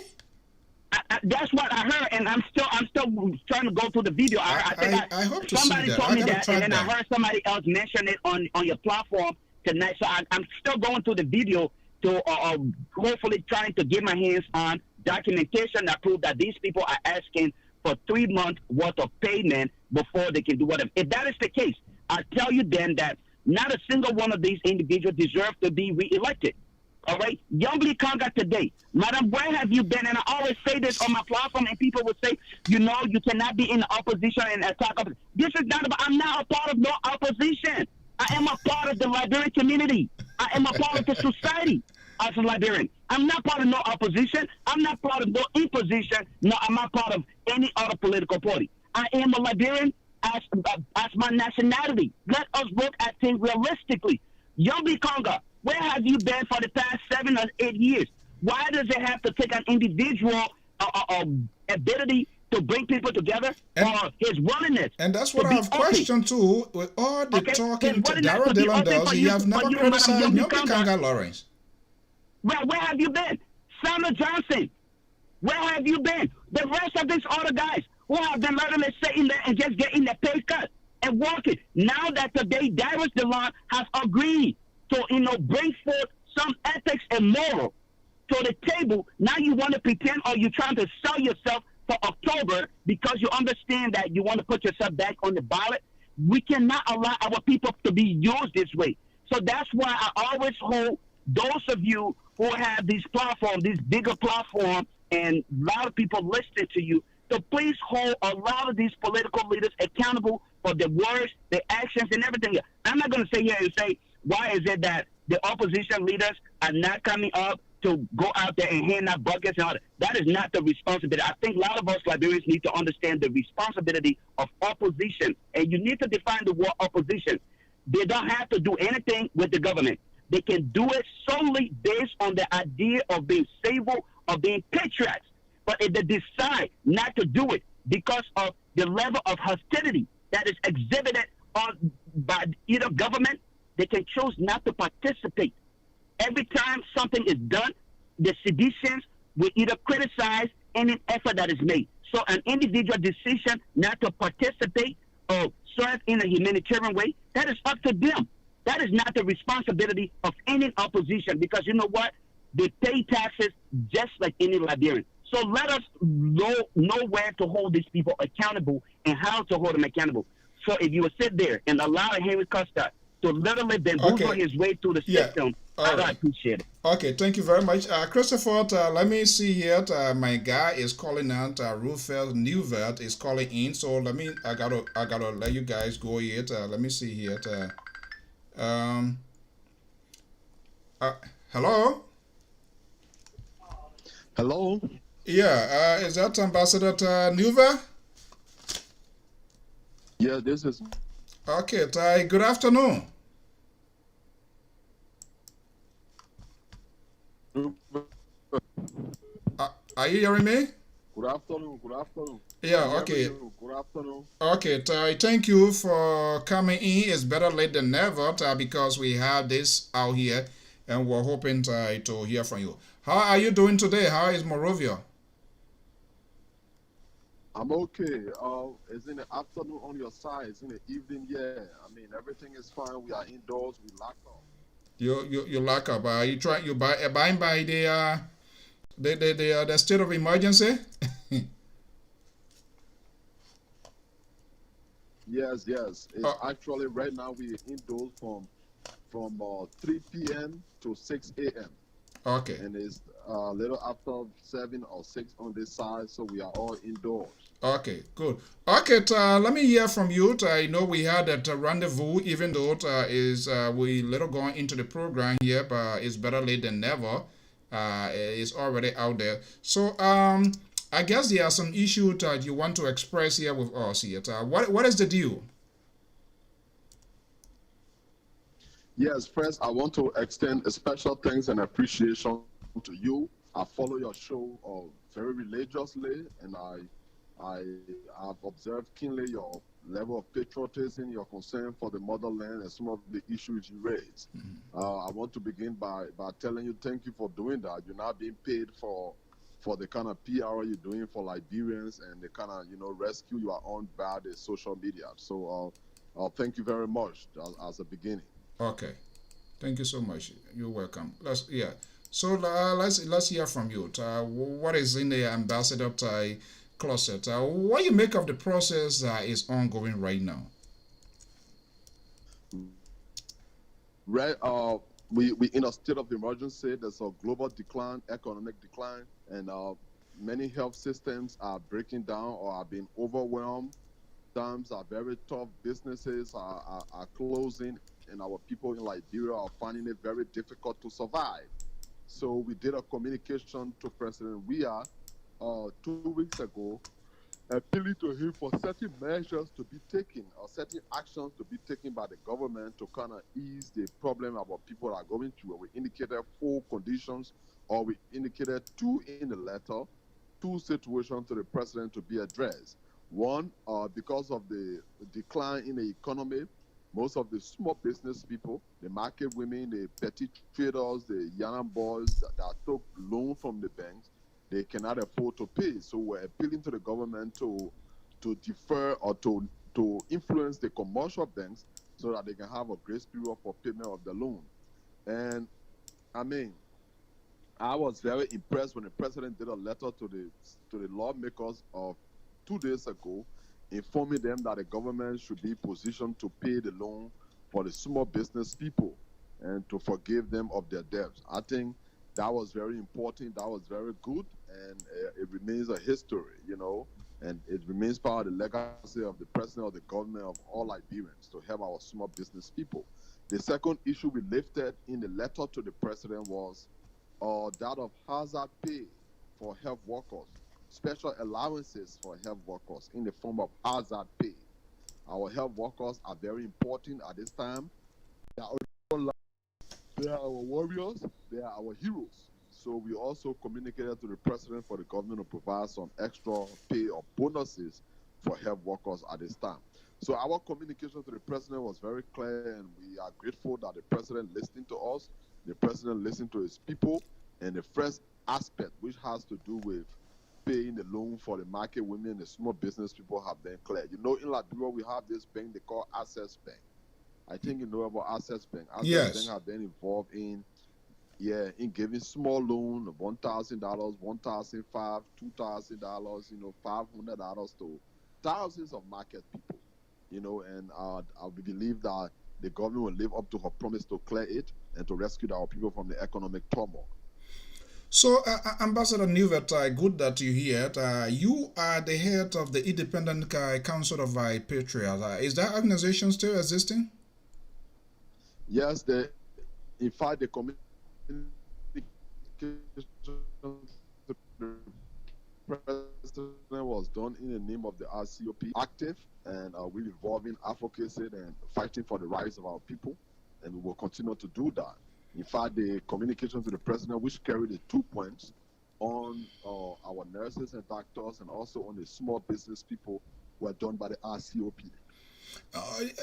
Let's get a record straight here, Tad. There have been a lot of accusations out there that the Independent Council of Patriot is another arm of pro-government support in terms of government agenda. What is the relevance of these organizations? Are you recognized as a pressure group? Anybody doing business with you? We the RCOP is the most powerful civil society network in Liberia right now. The COP is even dead. I mean, you don't hear about the COP because for them they were only for protests. There's no protest on COVID-19, so they are dead. The RCOP were the very first group that made donation in the fight against COVID-19. We gave 50,000 Liberian dollars to the John F. Kennedy Medical Center where nobody was thinking about donating to help our people. We have been in the business of criticizing the government when the government is wrong and commending the government when the government is right. We've been very balanced. For us, we have no enemies. We have no specific friend. What we do at the level of the RC just fight for the Liberian people. So if you do well for the Liberian people, we commend you. We are not a pro-government institution of opposite political parties. We are fighting for the ordinary people on the street. So the RCOP is very live and active, and we are in the vanguard making sure that Liberians have all the opportunities they deserve. So do you support the agenda, the current bill before the House of the Parliament by the President? Is that support? Is it also coming from the Independent Council of Patriots? In fact, one of the attempts on the you call it bill or the letter that was sent to the legislature, one of the attempts there were clear. The president listened to the request of the RCOP to pay the loan of the small business people.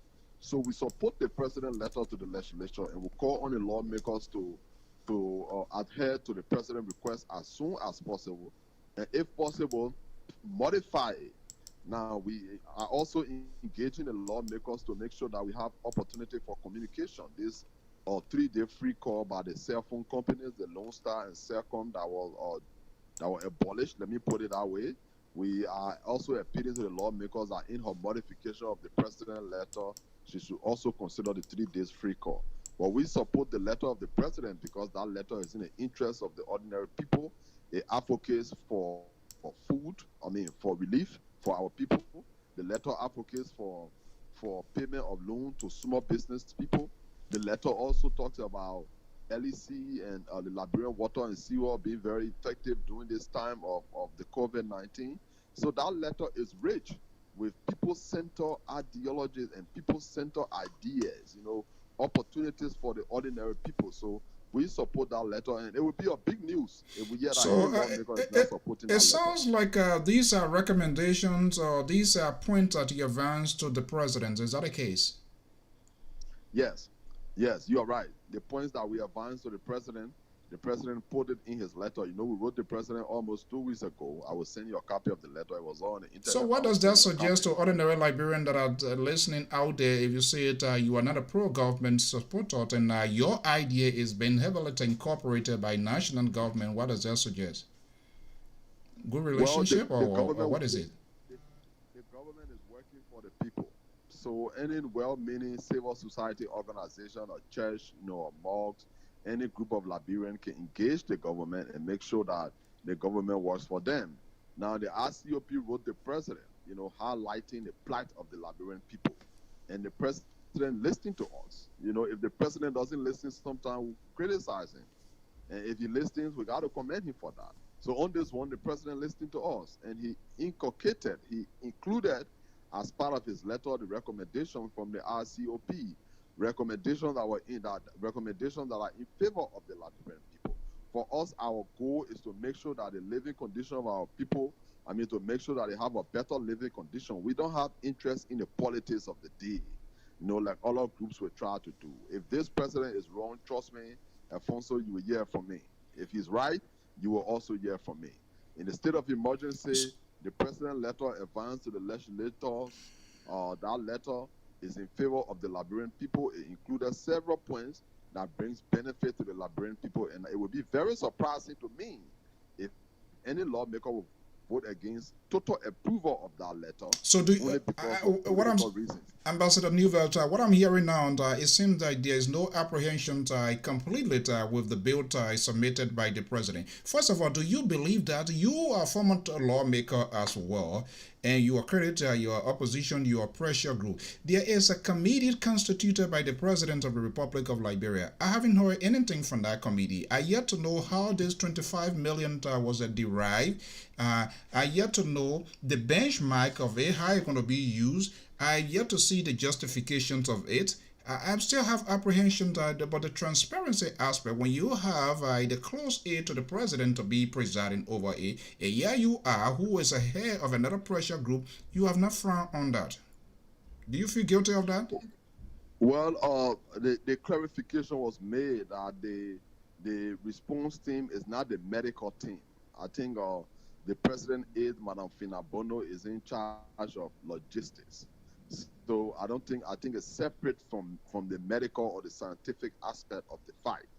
However, we made a appeal that that group should be expanded to include the Press Union of Liberia, the Religious Council, and other people. The COVID-19 response team should be very inclusive to bring on board many other Liberians with the professional experts. That has not happened yet. Now, on the issue of transparency, on the issue of transparency and accountability, you are very right, because the Ebola money, we saw what happened to the Ebola money. There were massive, theft, corruption when we had Ebola in Liberia. I mean, we had millions of US dollars. Ebola, a lot of people stole the money, they got rich. There's some other reports also indicated people that stole the Ebola money. So learning from Ebola into place, more transparent stolen by anybody that can't properly vetted, that they got the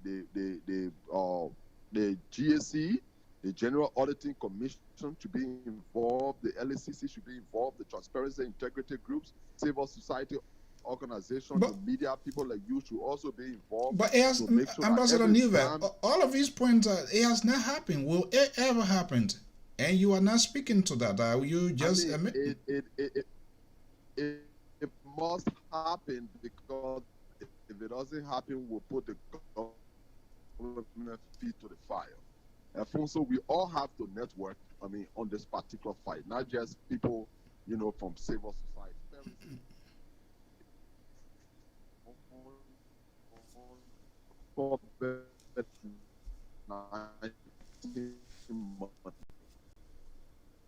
Total, I underline the word total transparency. And anybody that is involved in any kind of corruption should be mean or wicked. Some of us, I underline the word some. Some of us, we are very wicked. And you have a lot of people sick and die, and some of us may be thinking about eating them. We haven't a lot of interruption. I'm wondering if you have a WhatsApp number that you can send me on that I can call you. Money. So I agree with you 100% on there should be responsiveness. I can call you on your number directly. Yeah, okay. Let me just send that. That would be helpful. We know we don't want that. You want me to inbox you that? With the code and everything. Text it with the code and everything. I'll call you directly with the code. Okay, that would be good to avoid. Okay, I'm doing it right now. That would be good to avoid interruption. Okay. All right.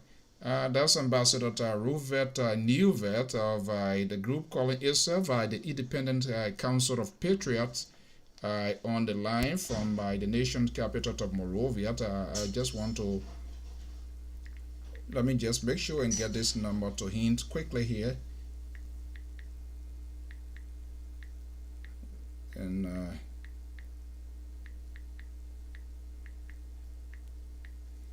okay, let me just get that number to him, and I hopefully, like he promised, he will call directly. Let me welcome my legendary Ashford the Giant Gallet of the Rich Radios, a sister network here. Thank you for tuning in, and all of the rest of the folks here. My own man, Rudolph Cooper Jr. from the Ocean State of Rhode Island. There are a lot of questions here that we hope to Ambassador Neve when he calls back to really have that conversation with him so that we know exactly their group position as well, because it is important that we hear from them.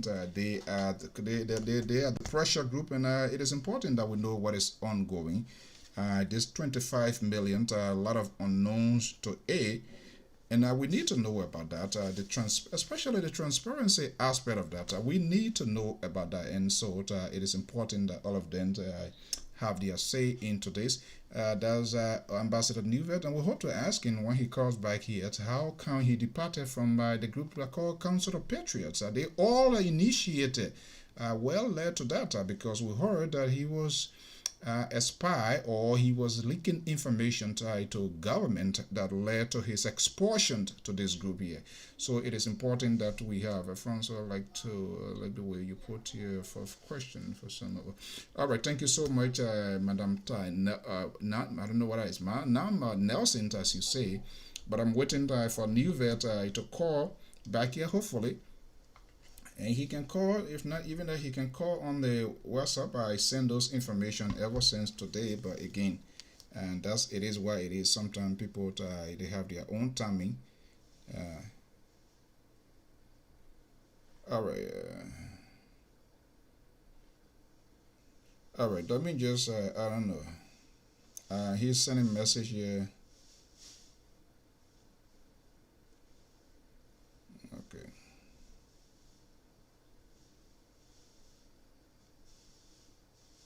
That's the code there, 011 23.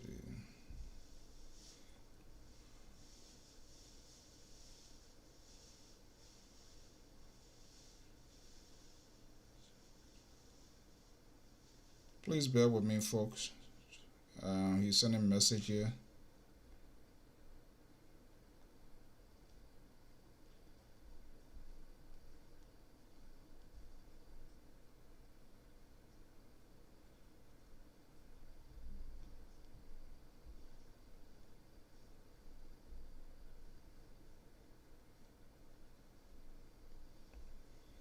Okay, let me just take a quick break here. I'm trying to respond to his message here, and I will be right back.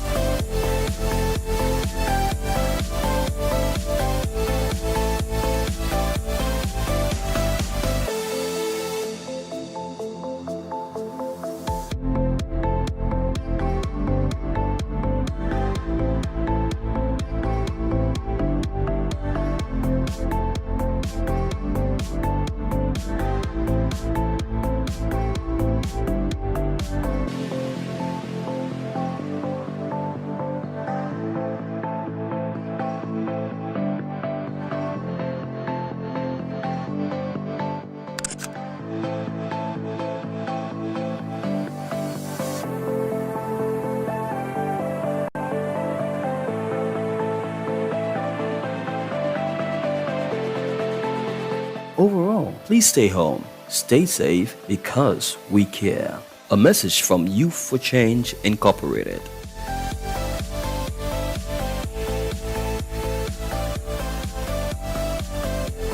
Social distancing is key to stopping the spread of COVID-19.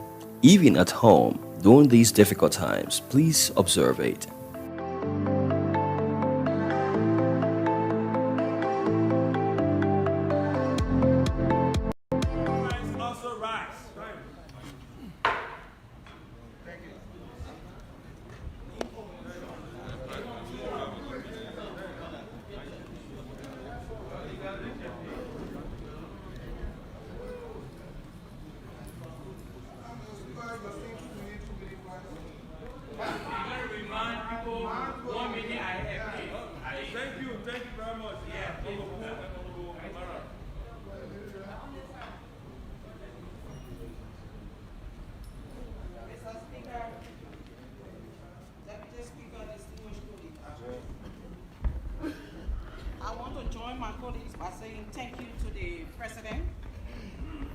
beautiful communication that was sent to us to join him in fighting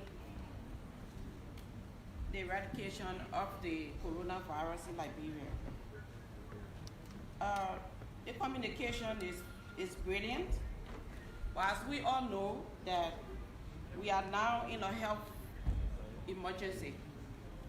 And this communication, like many said, I didn't see much discussing on how the health issues are going to be handled in other counties. Most of rather, yes, we are trying in other affected counties, but those other counties that are left out may be thinking that they have not yet been infected. But when times of peace, it's time to prepare for war. So I think we should include the other counties to prepare them. They're building the isolation centers where, just in case of a case, where they will be quarantined. And some of the clinics and hospitals and health centers that the people of District 2, we have one health center, 3 administrative districts, and the location of the health center, now we are coming to the rainy season, it will be cut off from the rest of the other district. So, what if there's a case, how can they relate or get to the health center when there is no road to get there? So, Mr. Speaker, distinguished colleagues, according to the communication, the lawmakers, the president is asking us to give our own projection to come up with a good decision that we all want to fight it together. So if I may suggest, number one, the national response plan, a national coronavirus response plan must be submitted. A costed plan will appropriately guide the government in sourcing resources as well as the legislature in reallocating our budget. Talking about the power distribution plan, it's good that one, our people are staying at home.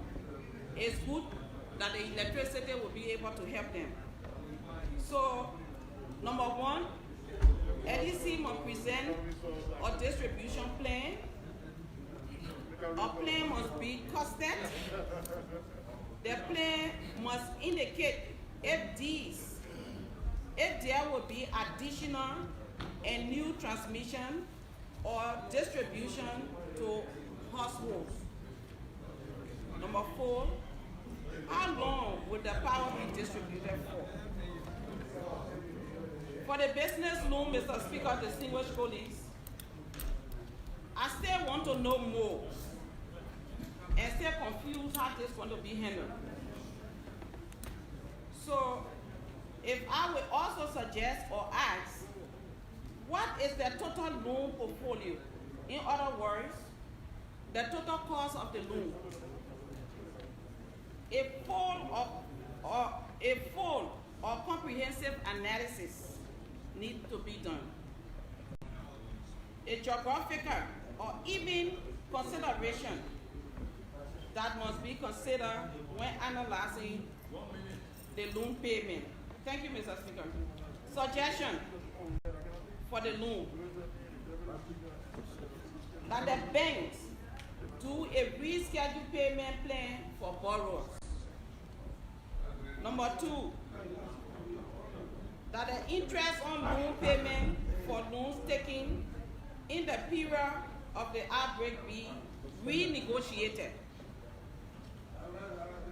Number 3, that the government consider this idea during the economic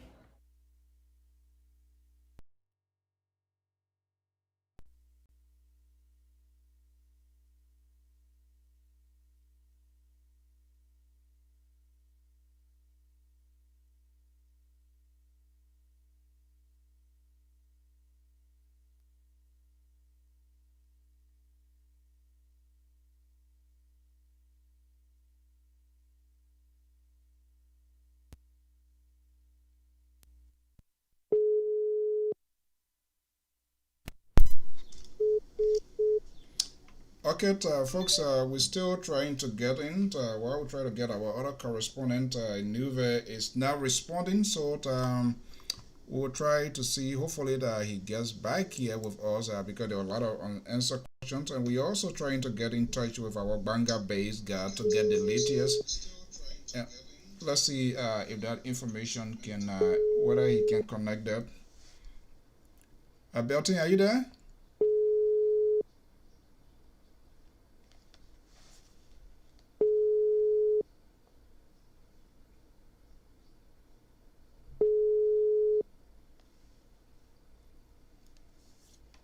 Okay, the network is not doing a good favor. I'm not sure why is it. Probably it's not even ringing to him. That is ringing. You hearing it?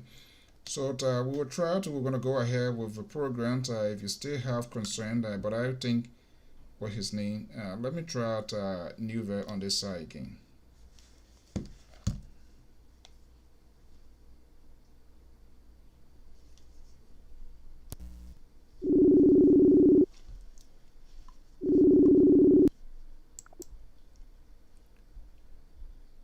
Okay, so let's see here.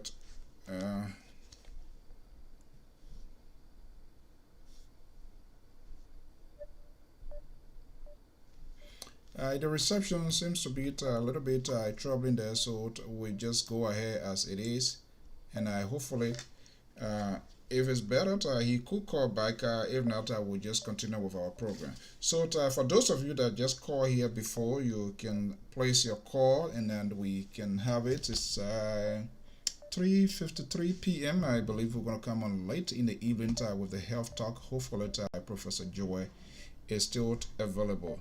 So both guys, unfortunately, the network is not going through. So let me just let us just have this commercial for Ebola virus, and I'll be right back. What I'm trying to get in touch with those guys. Ablion krebe, monavlu, monlua, mokrai kunka.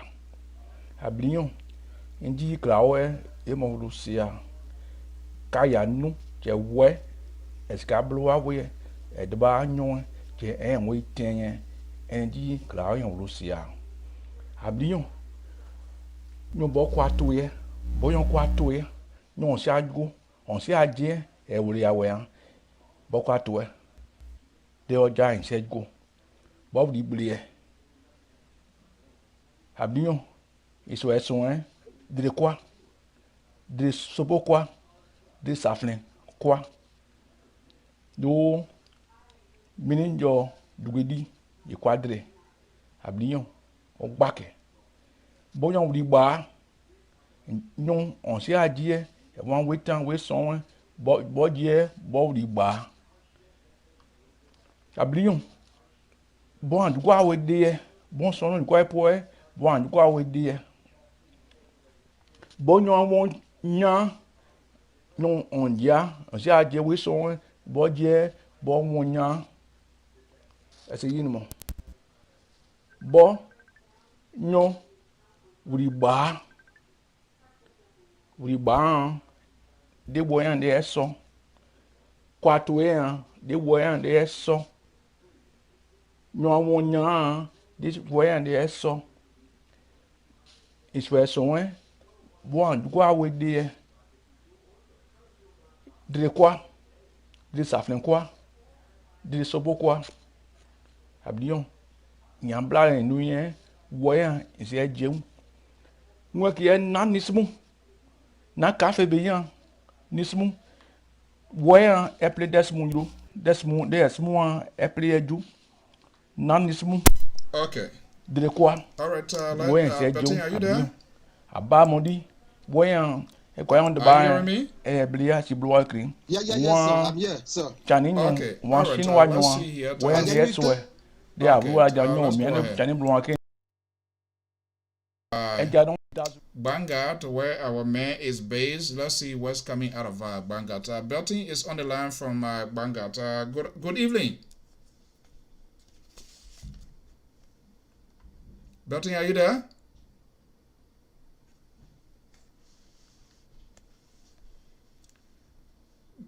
Betty, are you hearing me? All right. Unfortunately, I think the network is not doing him favor. So let me just try again one more time. The network is not doing him favor. Internet, Cote d'Ivoire, Ghana, and you have these major cities that will still yet to get internet to work at. That's a problem. So in case of something, how do they even relate or communicate with these security forces? That's a serious problem, but that's not something we're going to talk about here today.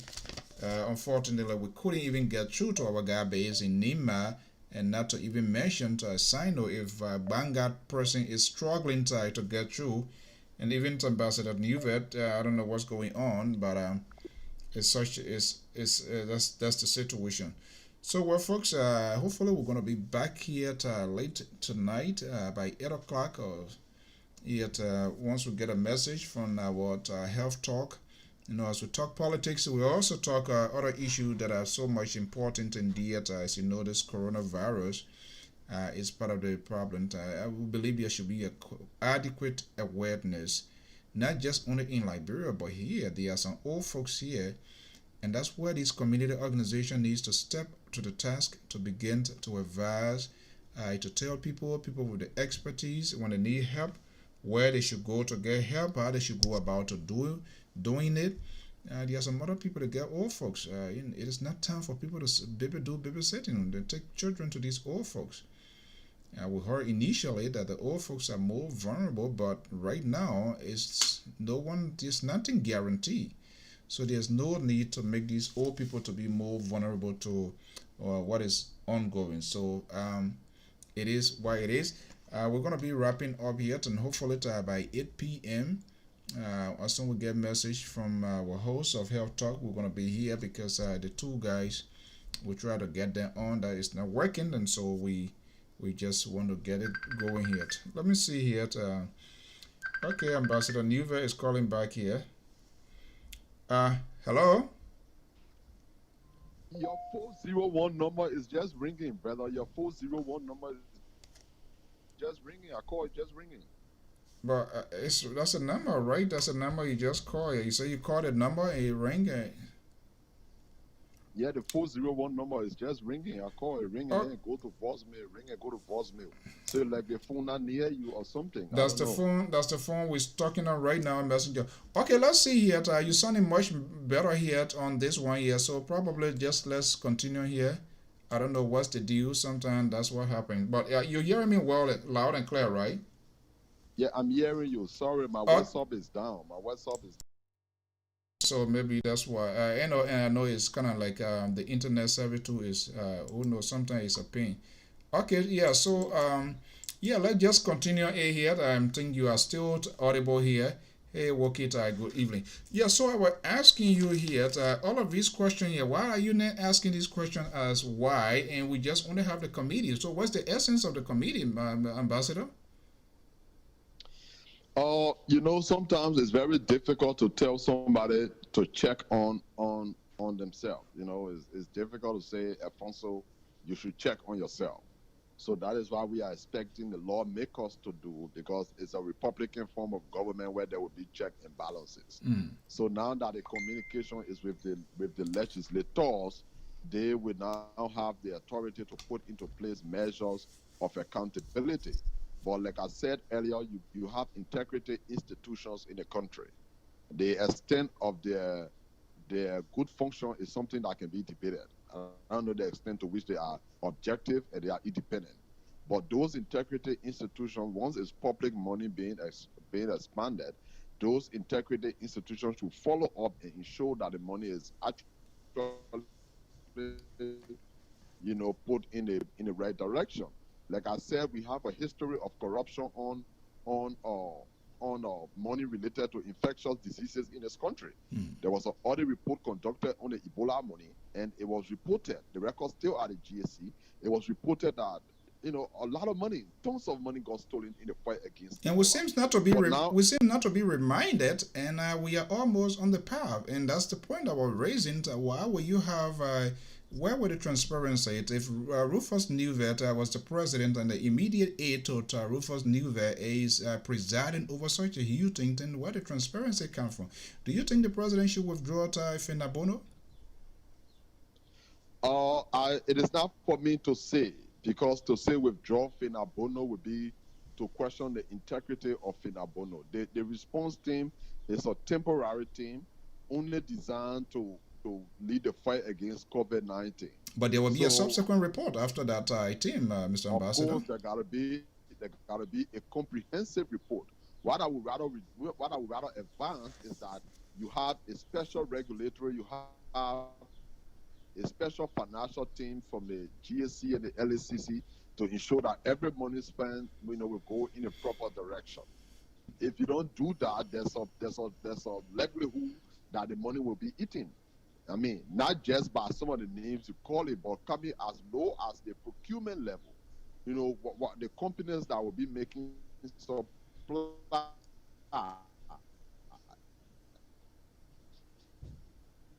the vehicle rental arrangement, the gasoline supply to the response team, how the logistics after the period condensate, or will there be special vehicles purchased for the fight against COVID-19? What's about the donor money that will be coming in during the period of the COVID-19 fight? Do you have we have been hearing, you are on it, you are on ground here. We have been hearing a lot of funds already in from friendly government. How true it are you aware of that? Yeah, a few days ago I heard about some contribution from World Bank. Yes, I think there's some contribution from the bank and the IMF on this whole fight against the COVID-19. Are you concerned? Are you concerned like me as to how the $25 million was arrived? Who put that? Any justification? Do you think it should be coming from the president? What's the essence of the committee? The government had a budget of more than $500 million United States dollars, okay, before COVID-19.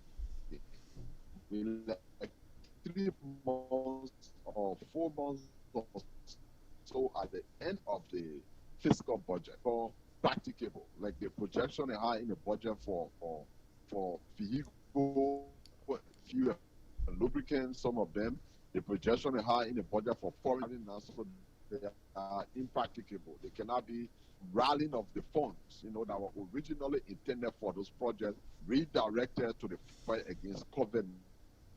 And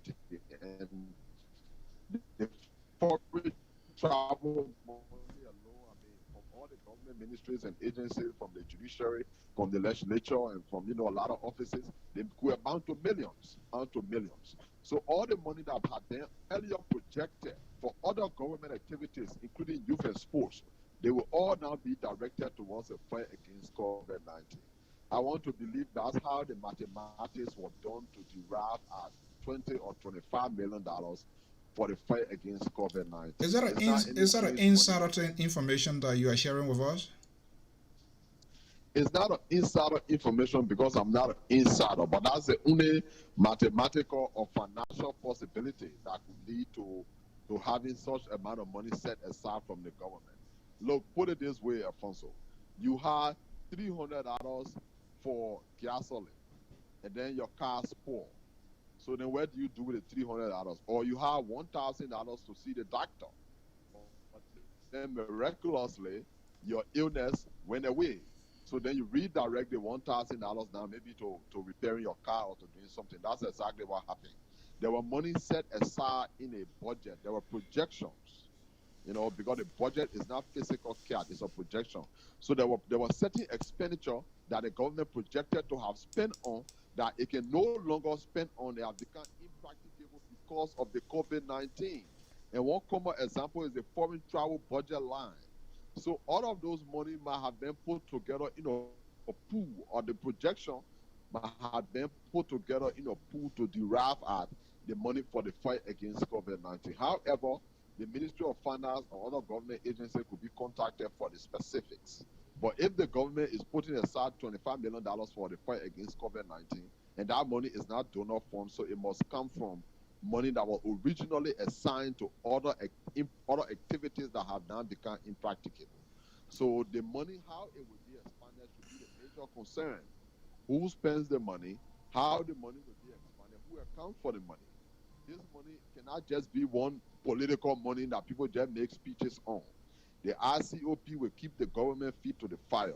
We challenge anybody that will take $1, $1 Liberian dollar from any money for COVID-19.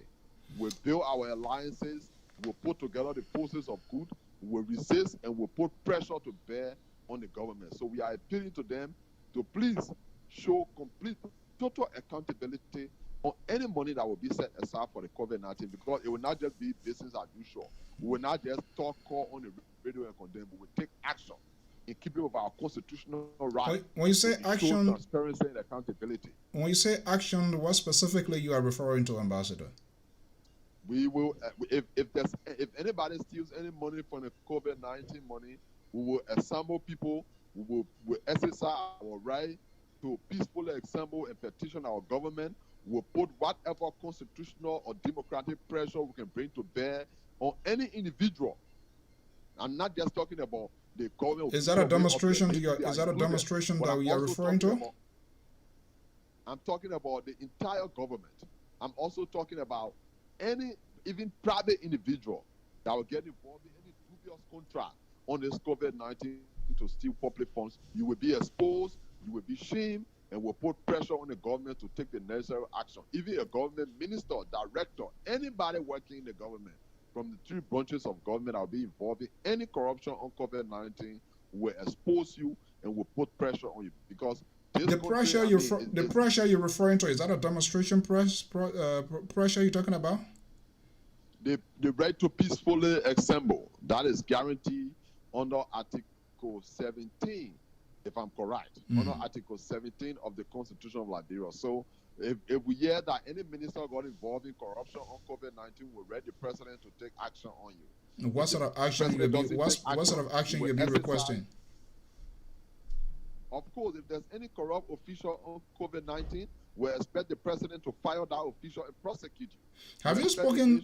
Have you had a chance to speak with? Have you had a chance to speak with the president since the onset of this covert situation in Liberia? No, I've not had the chance to speak directly to the president, but I wrote a letter to the president. Do you intend to speak to the president? Do you intend to speak with the president? I don't think it's necessary, because I have a means to communicate to the president even without meeting him. So I can write the president, and I'm very happy that when I write the president, my communication can always be taken into consideration. Like the recent communication I did to him on the market women and on the health workers, he took that into consideration in his letter to the legislators. So I'm very happy that I can write the president, or the RCOP can write the president, and then our letter can be considered. So meeting the president, I don't think it's important now, because our communication, I'm always being considered. I had to do this, but if you were to be called by the president, like in the case of ALP type Benana Ure, and call on you as one of the pressure group, Ambassador Newvet, we want you to undertake this task here to deliver this consignment on behalf of the government. Will you pick up that phone call, and will you execute that from the president? I will have no problem. Once it's in the interest of the people, if I receive a call from the president now that, look, I got some buckets and some alcohol to take it to the people in the community, I will take it to the people in the community and say, the president asked me to deliver to you. The fight against COVID-19 should not be political. It should be something that all Liberians work together to make sure that we succeed. But the Benina Ure issue you're talking about, people crying wolf on it because of the extreme level of politics that some of them have been preaching. You know, or Mr. Costa, for him, any meeting with the president means that you have sold out. Any communications with the president means why you think he's thinking in that direction? You guys were friends before. You are one of the hold on one second. You are one of those. I also put that the Council of Patriot, and out of the sudden it went into flame. It was alleged that you were getting information from the Council of Patriot to the government, for which you were expelled. Now and a half year today. Do you want to draw the fine line to exonerate yourself for the benefit of our audience? Why are you thinking? Let me correct you first. I was never expelled from the Council of Petrol. I resigned from the Council of Petrol. For what reason? Why did you resign? Yeah, that's what I'm going to. Organize the Independent Council of Petrol and took almost all the members from the Council of Petrol. The COP is now a paper tiger. It's an empty organization. Most of the pro-democracy groups in Liberia, they now support the RCOP. I resigned from the COP for only one reason. Why? We organized the COP to put constitutional and democratic pressure on the government to deliver on her campaign promises. Later on, the COP turned into a belligerent, into a rebel group where their major concern now was for we are to step down. I did not join the COP for we are to step down. We was elected for a period of 6 years. If you want to unconstitutionally remove a government or remove a president from power, I would never be part of that for the thing that undermines the Constitution. What we organized the COP to do, rather, was to bring constitutional pressure on the government so that the government deliver on her campaign promises. But then Henry Costa and a few of the other guys changed the objective of the COP. And they said, no, we're not just doing civil society thing anymore. We're going for the we are step down. The we are step down, I told them even before I left that it's an unconstitutional method, it's undemocratic, it could lead to war. We've had a long experience of chaos in this country, so I cannot continue with you guys. So we organized the RCOP, fought the we are step down, and we defeated them. So then let me ask the question. Before the formulations of the council, because I will try to get to the genesis of some of these problems that are consistently being repeated in our country. What was the genesis? What was in the formulations of the Council of Petria? What were the discussion? Were there any discussion, technical meeting? Were there any rules and regulations established as to how the Council of Petria will have conducted itself? Well, the first thing, the Council of Petria is not an organization. The Council of Petria was the banner, was the umbrella name we used for several organizations that came together for the sole purpose of putting pressure on the government to deliver on her campaign promises. So that's the first thing a lot of people don't understand. So I'm the executive director for the People Action Forum, the Council of Petria. Some people in the Council of Petria were journalists, some were politicians, and some were civil society actors. And then we say, okay, look, we can't act separately. Since we all want Zion to do since we all want Alfonso to do a particular thing, let us come together to register our consent to Alfonso. That's how the Council of Petria was named as an umbrella, the banner identity for several groups. Now, when we formed the group with one reason of engaging the government as a civil society movement, the objective of the Council of Petria changed from engaging the government to removing the government. So who did that change? How that change was effective? Who carried out that change?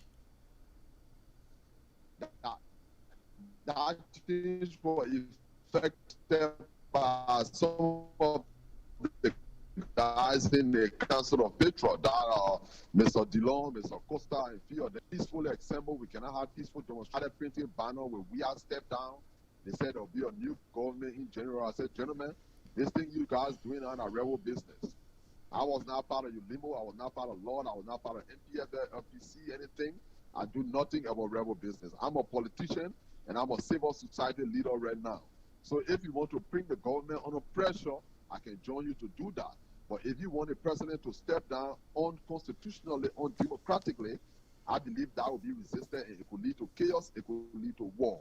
I don't want war, I don't want confusion in the country. So if that's the new objective of the COP, then I'm leaving. So I left the COP, the economic freedom fighters left the COP, Senator Cooper left, Senator Johnson left, several people left the COP. And some of them went on their own, and some of us decided to organize the Independent Council of Petria to expose the evil plan that the COP had.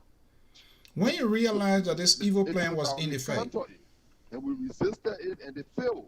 The protest, we had a petition that was submitted to the government. So the whole arrangement was to have a peaceful assembly to remind the government on our petition on issues of transparency and good governance and blah, blah, blah, blah, blah. You read the petition. And then they said, no need to follow up on petition. We can mobilize the citizens and bring the president down. That is where I disagree. Because I have my own issues with President Weah. I criticize the government when the government is wrong most of the time. And I disagree on some of the government policies. But we can't do what the other people did to Samuel Doe 1989. And it led to 14 years of civil war. 6 years is not long. If this man is not performing well, we wait after the 6 years. Yeah, but then you are bike walking. Democratically taken for office. Yeah, but but this thing to prematurely do.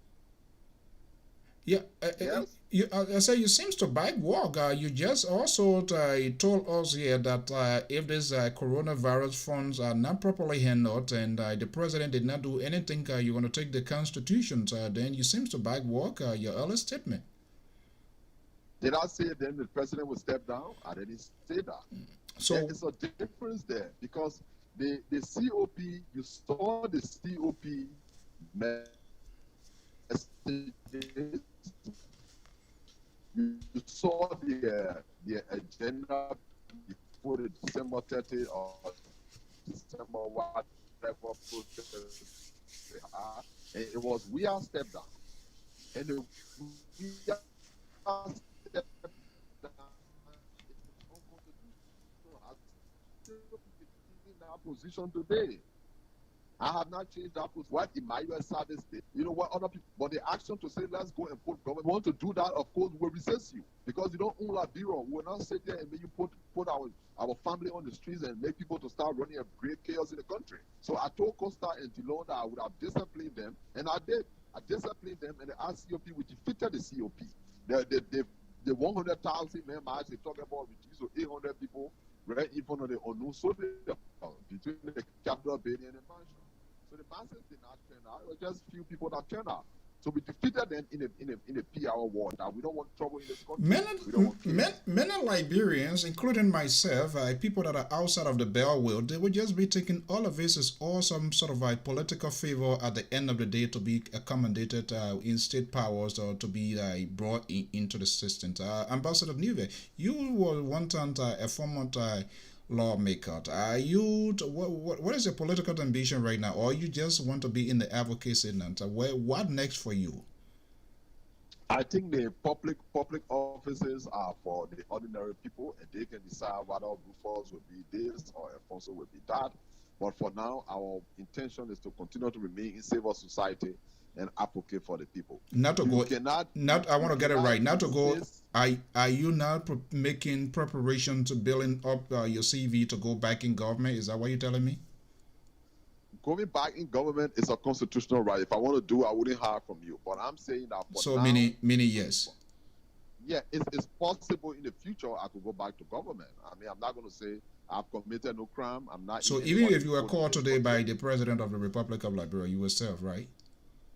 It's something that I have to seriously consider.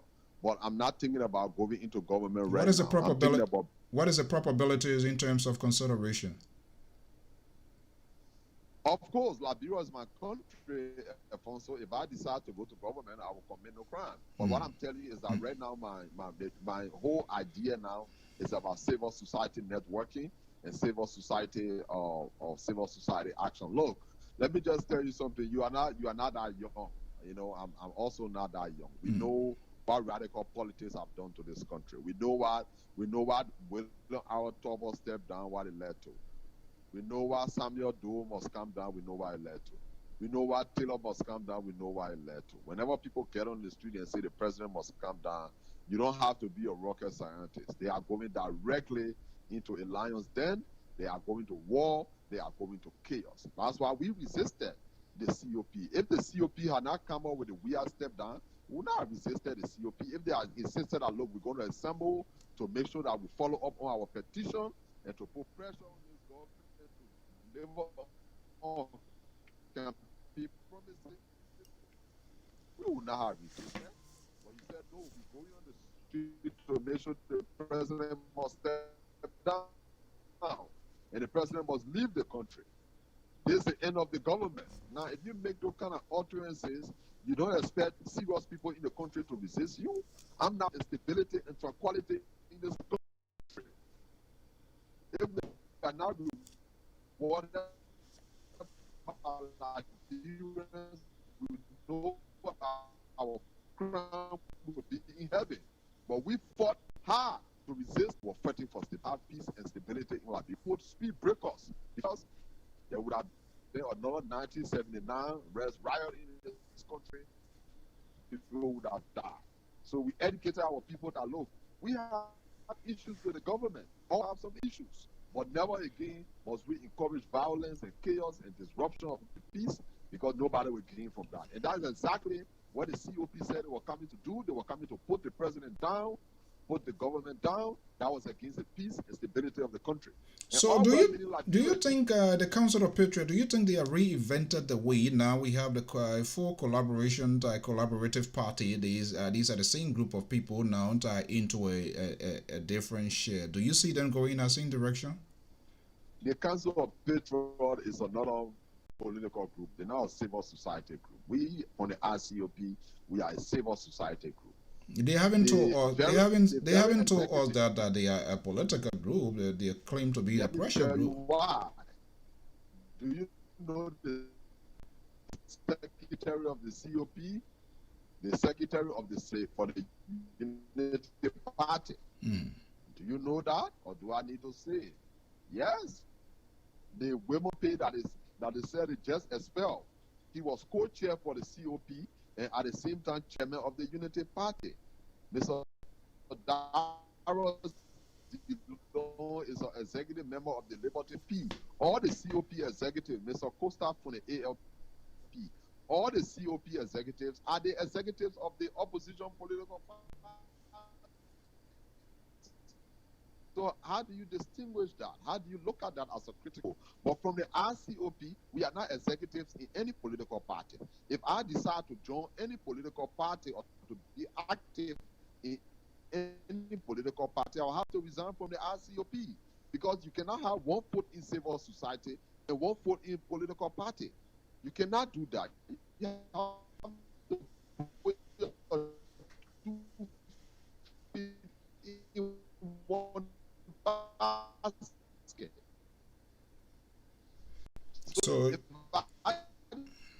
So you're seeing them playing games?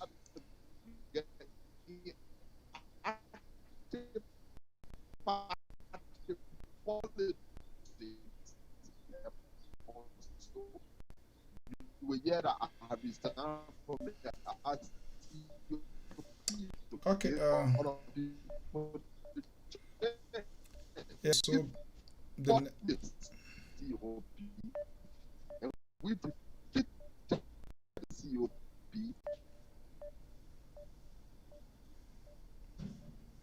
Well, the reception. Okay, folks. That's it. The reception. He's calling on the messenger, and the reception is just very, very bad here. Okay, what? We're gonna leave it here for the rest of the event. Hopefully, next time. Next time we will try to see whether we can get in here, but it's just the reception is just very bad. Yeah. Okay, are you there?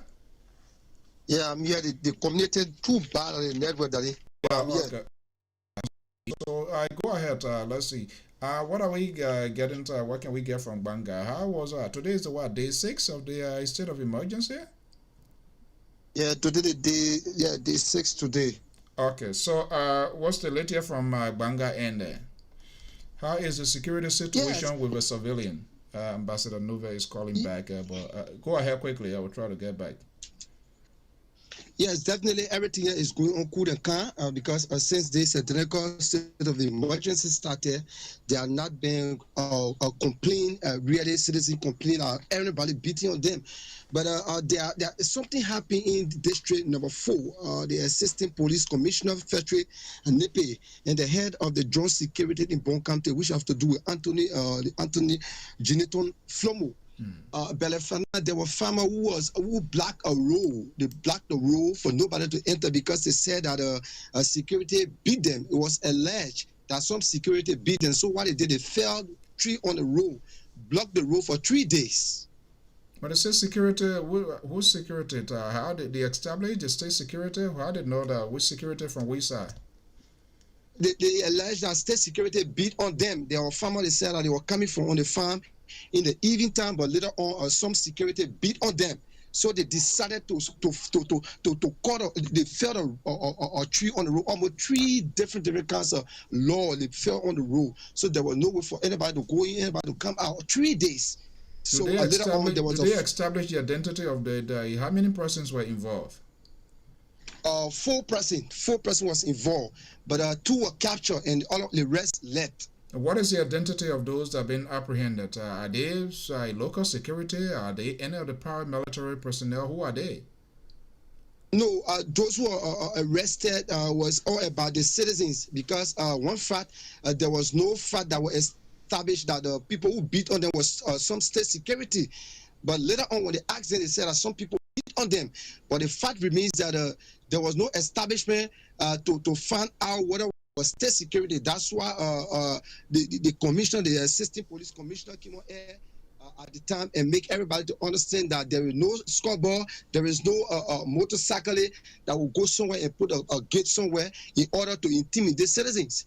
But it was alleged that there was some security that went and beat on them. But when we followed the investigation, we never found out that was some security. But they took the law upon themselves and went and blocked the road with law. So was the case wasn't reported to police before taking the actions, correct? Nothing. They did it on their own. But personally, they apprehended 2, and we still following the investigation. And, so where are they now? Are they in police custody, the 2 that have been apprehended? Of course. Definitely. Yeah, definitely. And tomorrow we'll be meeting the police commissioner, the deputy police commissioner will be meeting tomorrow to really find out about this case. But they arrested 2, they are in cell now. And we have another development again from Wodota clan. Mm-hmm. What's happening?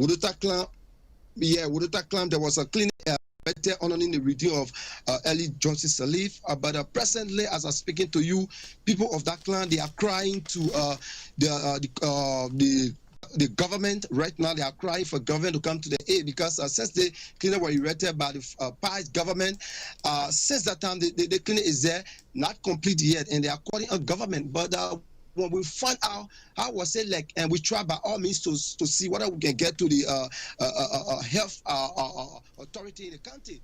And when we got around health authority, we have to do with Jonah. One Jonah, we got to him and asked him what was unfolding. He's the administrator here. And we got to him and said that this identical clinic have been politicized. So it beyond their control as a county dweller, it beyond. What he mean by the clinic is being politicized? Wow, who is there? Is that what is he trying to say? He said that they deem it necessary as a county health team, yes, as a coordinator, they deem it necessary to go there and see how best they can complete this building. But when they got there, when they got to the identical area, other people said that this identical building, this district have a representative, and this identical facility was built by somebody, and it is the county duty, like the legislative caucus, it is the bound duties to see how best they can complete this building. But he never went duties, but he said I have been politicized. Okay. So let me ask you before we let you go. No, it's kind of late there now. Is there any testing center or testing place in Banga, as far as you are concerned, that people maybe they can get people there to be tested for the virus? At Phoebe, there's a building there, and when I got to the superintendent, because we asked her this question, are you talking about quarantine and to find out whether this not quarantine. Besides the quarantine, is there any testing facility that people can go there to be tested, or suspected people maybe will be taken there to be tested? Is there any place like that in Banga? Not to our attention, not to my attention yet, because we still. She only talked about quarantine center. The quarantine center they are talking about, where is it located? At Phoebe Hospital. Phoebe Hospital. So my understanding, or as far as you are concerned, local official has not confirmed with the local media that we have a center here for people to be tested, or people who want to come voluntarily to be tested. Nothing like that. Not yet. So not yet. Assuming if there was a suspected case, that person would be taken to Monrovia. Definitely, because sometimes when it happened here, they said that there was a suspected case here, and they took the pieces out. Definitely, they said that they go to send it and test it to find out whether this person came down with the virus. So, presently, as I'm speaking to you, there is no testing center at Phoebe. So they were taking it, and the person is still in Banga, even though the case I don't know how they're going to do it, because the testing that we hear here is something. So the person is the person in Banga. Yeah, the person still under their custody, but we're still waiting because we visiting the site 24 hours to find out what is going on. But there is no case yet in Bon County. Okay, so how is the curfew? That the curfew has been by this time now, I believe is so everybody in Banga, correct? Yeah, definitely. The curfew here, because one fact is that after 3 o'clock, exact 3 o'clock, everybody at their villa resident.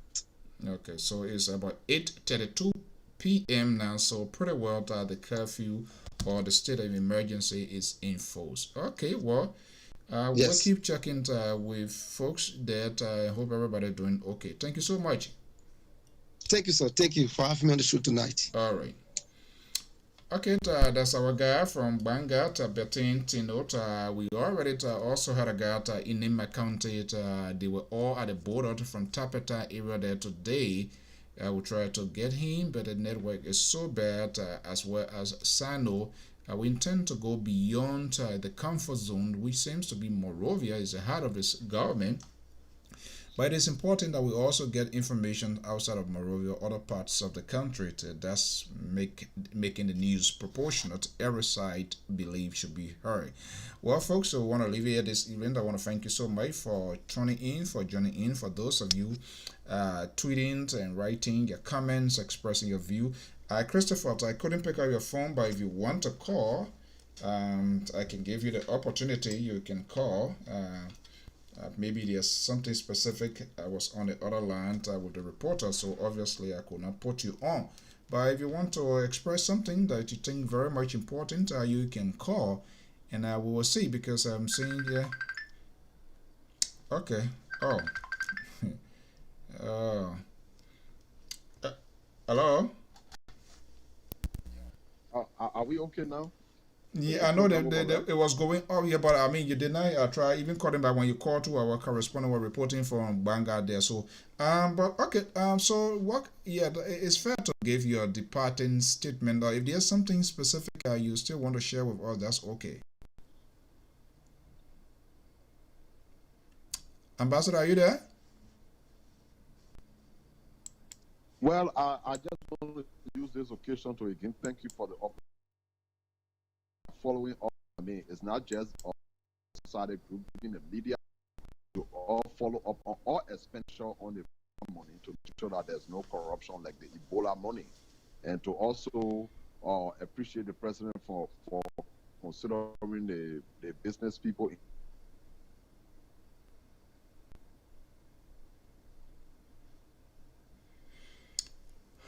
Okay, well, folks, he's on the line via his communication to the legislators. I pay for help what people during this period. So again, let me just say thank you and God bless you. All right, Ambassador. Thank you so much. We will hopefully find a better way next time for information to be proper. Thank you so much. Okay, there's Ambassador Ruth Newvet of a group calling itself the Independent Council of Patriots. That broke away from the mother organization called Council of Patriots here on the line from Morovia. Well, folks, we're going to wrap it up here. If all goes well, I will be hosting Dr. Talbot Nyenswat, who happens to be the former head of the Institute of Public Health in Liberia. He's currently here in the USA. You remember Ebola. Talbot Nyenswat is the head. Right now, he's a senior research and record.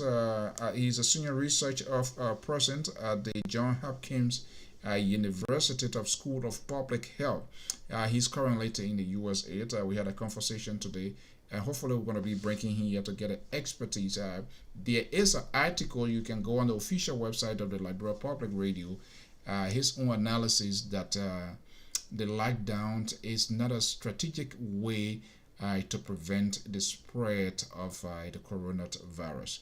So if all goes well, we are on course with the appointment Dr. Tobo Nyanswat will be here.